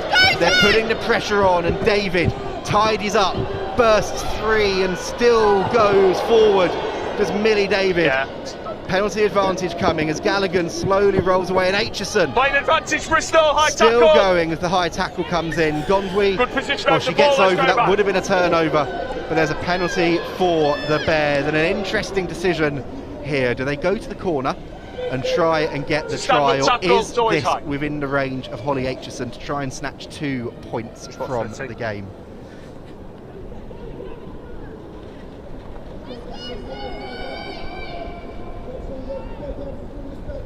Well, they are going to go to touch. They're going to back themselves here from the set piece. Sorry, if I had a smartwatch on, my heart rate and blood pressure would be through the roof. I know, yes, technically we have won, I'm pretty sure, yeah. But because the league is so tight and the table is so tight, we don't want to give Bristol the opportunity to get 2 points out of this game. They've already got 1 for that try bonus. It was 5-1 and match points to Sarries earlier in the season. And well, Rosie Gallagher is down, been in the wars today. I've not got your players screaming and shouting holding at me. her I'll wrist deal with this time. again, And right? Bristol, Dave Ward has made his way pitch side. Alex Osterbury has made himself numbers. Well, I say made himself vocal. Numbers. He's always vocal as Alex Osterbury, but he's now coming down the stands as well. And well, Saracens there, you can see Gabrielle Senf, number 8, the player of the match. So Lucy will be speaking to her at the final whistle. But for the moment, still time off, still a player down injured. That's Rosie Gallagher. And Senf looking around, looking all over the shot. And Abby Ward, big final message to her squad. And before we get back underway with Gallagher joining the line, if you do not want to hear the score from Sandy Park, mute me for the next 5 seconds. Abby, I've got no numbers and time isn't on. You've had your warning. Okay, 6 because calls. it's 29-0 to Gloucester Hartpury. The cherry and whites, the circus, certainly bringing the entertainment down in Devon. This one, though, is a game that has delivered. And Bristol still have an opportunity at the end of this game to try and get themselves a second point, a losing bonus point to put under their Christmas tree. They look to get it wide, and Burgess gets it motoring. Saracens, they don't want to concede a penalty. 3 points on time. 3 points on time. Because if they do, it's a pretty easy kick for Aitchison to get that second point out of the game for her side. I can't do it. I actually can't do it, Harry. This pressure's killing me. Okay, start using Bristol. It's been a game that has been on a knife edge throughout. I think the coaches' heart rates, the players' heart rates, and ours have been going through the roof at times. You want an advert for Premiership Women's Rugby? Well, you've had it here today, and the Bears do draw that penalty. Well, interesting there. Jazz Joyce looked to take it quickly, and you could just hear Sarah Burns screaming, no. You can see the Bristol coach has come on with the tea, so I think has made the decision for them to get the 2 points. Okay, yeah, we can get water on. Time is off. Decision's made for them, really, I think. Penalty anyway. So we'll go in post. Bristol have gone for the penalty. All right. See if they can get 2 points can I just make sure your nine's all right within this game. It's a sensible decision from the Bears. They have got a player down. I think it is Lucy Burgess. I hope she's okay. She did have a great carry there from off the line out. We'll play through then if that's okay. So I do personally think that 7, not rolling. Bristol getting 2 points out of this game, even though I am obviously from Saracens, I think is fair. I think both teams played really well, a great fought game, and I am pleased that Saracens have come out on top, but I'm sure Alex and all the coaching staff will be a little bit annoyed that they were able to get 2 points out of this game. Well, a kicker of Holly Aitchison's calibre you would expect would knock this penalty over. But the wind is playing havoc here today at StoneX Stadium. Aitchison lines it up, and it's actually ended up drifting wide. So that is the final whistle.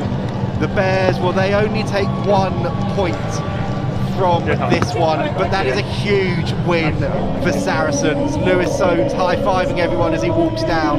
And you talk about bounce back ability, Jess. That is what this Saracens side have delivered this afternoon in spades. Yeah, definitely. I think Saracens have performed really well, bounced back from that Gloucester game, and been able to get the win here today and get, you know, all 5 points in the gate Bristol from getting 2. I think is really crucial. We've still got a lot to learn, obviously going into the new year. We've got some tough fixtures still ahead of us. We've obviously still got to play Exeter and Harlequins that are still within that top 5 battle. But yeah, great to get 5 points out of today, and I'm really proud of the girls. And we are actually going for a little Christmas social after this, so I'm sure people will be celebrating tonight. And yeah, creds to Bristol though. I think they played outstandingly well, and I hope everyone here enjoys their Christmas, and hopefully you'll be seeing me soon on the pitch and not hearing from me in the comms, because I'm sure a lot of you probably prefer me playing. But yeah, have a Merry Christmas and a Happy New Year, everyone. That's all from me. That is all from you, Jess. You've got to shoot off. It's been great having you with me again as I let you just quickly squeeze out. As you said, you've got some Christmas socialising to get off to. It's been great to have Jess with us for the last 2 games here on the live stream. And as she said, nearing a return, hopefully very, very soon. We'll be hearing from player of the match, Gabrielle Senf. We'll also be hearing from Centurion Zoe Harrison and from both coaching teams as well. 33-24 the final score, and what an advert that was for Premiership Women's Rugby.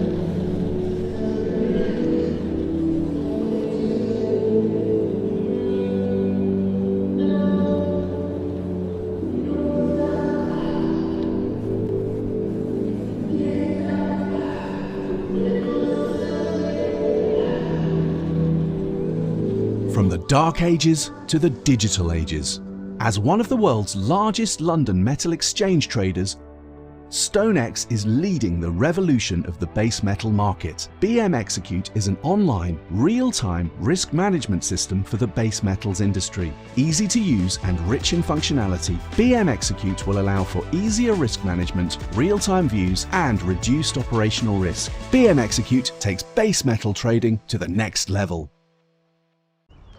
Here we go, Women's Rugby World Cup, England 2025. Le moment tant attendu approche. Le public est prêt. Born for this. Would you write off the reigning champions? A new generation of players ready to set the tournament alight. Mais t'as vu le dernier match de Mana FE? Elle a dominé. La plus jeune capitaine française de l'histoire est gonflée à bloc. Ellie Kildan scores all tries. England are surely still hurting, but that was then. This is now. Everything's at stake here. Other teams are hunting Renee Holmes in the Black Ferns. Manuel Edger's so tough. Can she carry the nation to glory? These players keep raising the bar higher and higher in search of rugby immortality. When this tournament's over, who will history remember? Season's greetings from Premiership Women's Rugby. It's not often you get to witness the start of history. Oh, that's a cracker. The most wonderful time of the year. Absolutely magical. For Leicester Tigers, they are looking ruthless. This is how Bristol Bears play their rugby. Another exceptional score from the Cherry and Whites.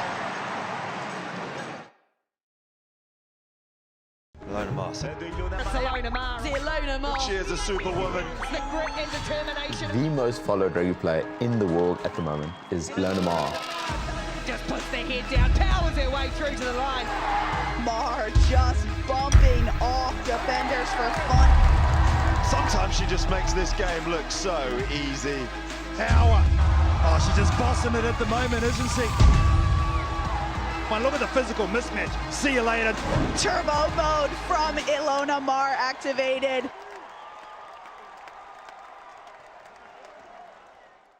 Meetings are a funny one. You'll have to ask the lads what they think to them, but I just try and be myself really, and you know I care. I'm a Saracen. Like I bleed it, and I want that to come across. When it comes to training and playing, it will always be about how we make each other feel, and how you feel will be the difference between our training being here and going to there, and our playing being here and going to there, and the consistency.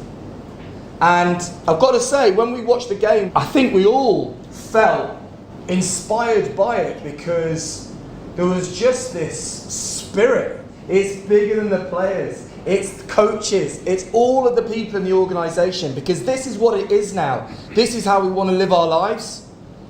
This is how we want to be.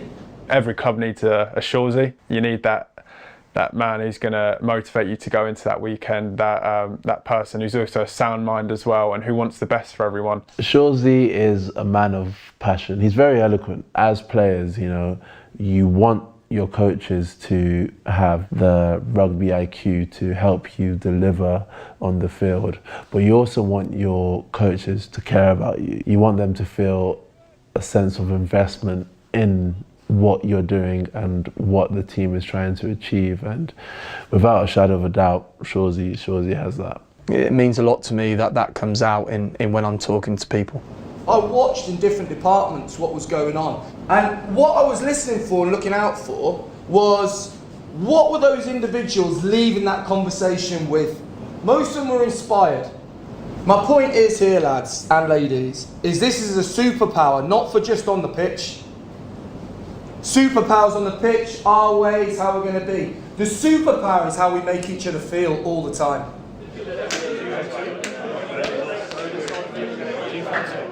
Well, I'm here pitchside with a player of the match. It's Gabby Senft. Gabby, congratulations. That was an outstanding performance and arguably the game of the season, I reckon. Yeah, it was a good game. We came out to win going into Christmas. Exactly what we wanted, you know. And to do the double over these guys this season, I mean, that must feel pretty good, right? Oh yeah, definitely. I don't know what else to say about that. It's nice. Nice to win, you know. And where do you think you had the edge over Bears today? Oh, you know, I think we just put our head down, did our individual jobs well. It was a battle back and forth, and it came down to our set piece, you know, our scrums, battling with some yellow cards, both sides of the game, and so we just managed well, problem solved on the go, and at the end of the day, we came out with the win. And it felt like there were some real swings in momentum, you know, for a half of the half it was Sarries, and then the other half it was Bears. How do you ride that wave in a game like that? I guess, yeah, we had 20 minutes in our 22, and that's when we just put our head down. You got to grind, you got to battle, and that's exactly what we prepped for. We knew Bristol was a good match, and we knew it was going to come to those 50-50 game points. So we worked well together, and proud of us. And you've got a short break now over Christmas before we go again in 2025. How are you looking personally to recharge over the Christmas break? Enjoy some quality time with some of the Canadians over here, and take a little break and some away time from rugby. Lovely. Well, I wish you a brilliant Christmas and New Year. Congratulations, Gabby Senft.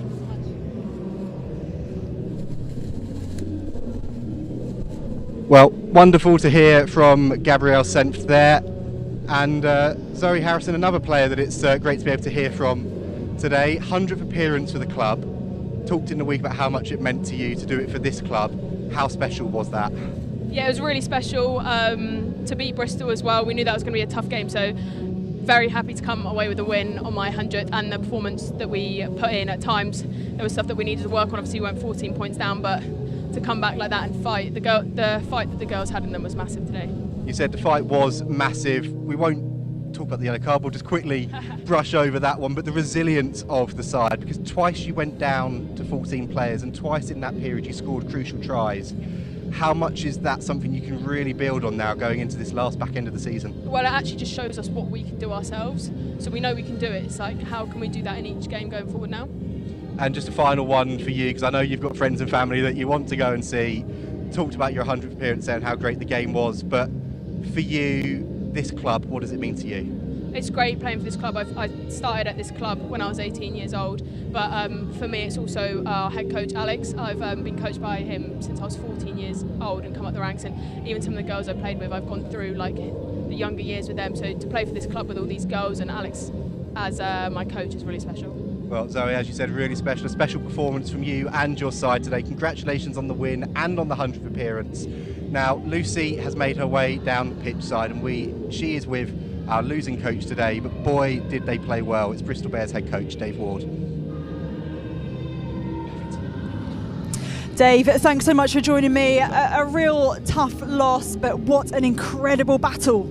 Yeah, I think it's one of those where I have to watch it a couple more times to really appreciate the scale of which the effort from both teams. I thought, like I said, Saracens were good value for their win on the day, and we had the opportunities to win it probably, and we'll be sort of kicking ourselves a little bit that we didn't get a little bit further ahead when we had the opportunity, especially with the yellow cards. But Saracens are always going to stay in the fight, and especially at home, they're a proud team, and as I said, that they got the good win. And when the momentum was going your way, what do you think it was that just stopped you from being able to really push ahead? Saracens are very good at cheating. No, I'm joking. No, look, they defended our maul really well. Whether it's on the line or not, it doesn't really matter. As long as what the referees referee on the day, that's the whole point of being a forward at the end of the day, to get away with what you can get away with. The scrum decision as well, when we called the scrum and he's given a penalty, the first one against us on our own ball, I think it was always going to be a tough one. But like, that's the game of rugby. Like, that's you make those decisions, you go for it, and if you don't take your opportunities against a quality team, and they do, that's what happens. But even though you didn't get the win, there were some really great positives to take from the game, some amazing tries. What impressed you most about your side today? I just think the fight we showed, one, scored the 4 tries, secondly then to come back and get an opportunity to get that second bonus point. Even though we didn't get it, the fight we showed to actually get in a position where we could have got it is almost just as important, especially at this stage of the season. We're halfway through now for us, that's 9 games. We've got another 8 games to go, and it's going to be a back-end stretch of, as I said, 7 games, I'll get my numbers right in a minute. 7 games in a row to go and get into this top 4, because like Quins will be watching that, Exeter and Gloucester are battling out at the moment. Like, who's going to get into the top 4? At the moment we're in 5th and we're outside it, and we really want to be in that top 4, and we're going to have to go to the well again versus Gloucester and Exeter to make sure we're there.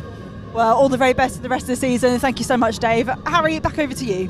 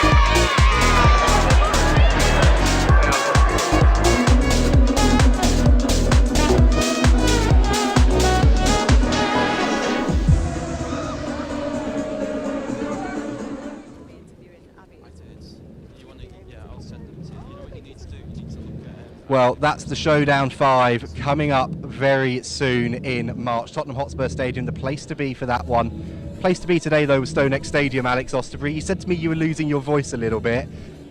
Jess was saying that her heart rate was fluctuating throughout that game. What was it like in that coach's box? Yeah, obviously it's a real tough place. 10 minutes gone and 2 tries down, and then some real heart characters get back in this game, then get the lead, and then literally throw it away in terms of the restart. And it's just those are the bits that we've got to try and help everyone out with, because those big momentum shifts are what define games, define seasons, and sometimes we're on the wrong end of them because we just make a silly error or a wrong decision at a time when we just need some cool heads and some real good execution. But yeah, at the end of the day, the box was a fairly lively place. I'm really proud of the manner of that victory. So yeah, all's well that ends well, right? I say, like you said, you got the 5 points in the end. Made it hard for yourselves, like you said, but talk about the resilience, determination of your side to hit back when you had a player in the bin. Yeah, look, I fair credit to Bristol. They made it incredibly hard for us, and there was times when we could have done things slightly differently, but ultimately that's the pressure of playing against a very good side that can hurt you in a lot of ways.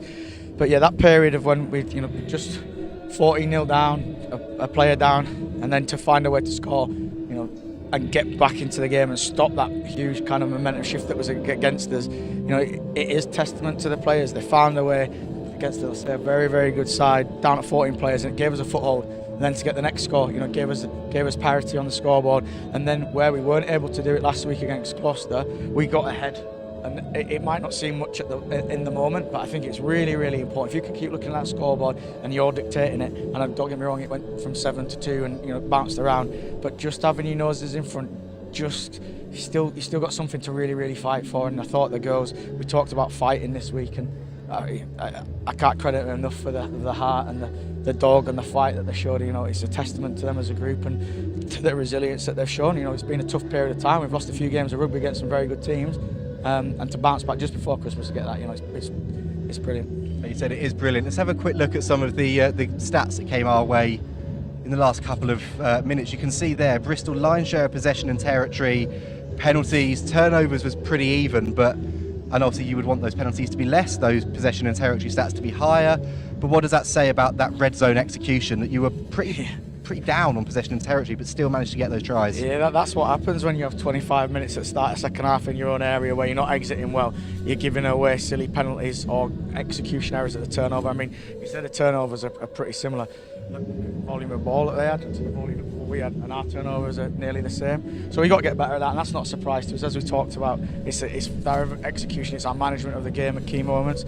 But if you look at that, you think there's one team that wins it, and it's not us. So it is, again, what's the difference between the stats and actuality? It's the fight and heart that the girls showed when they're under that amount of pressure. So yeah, it doesn't make good reading. I mean, the penalty counts off the charts. That's a real problem for us.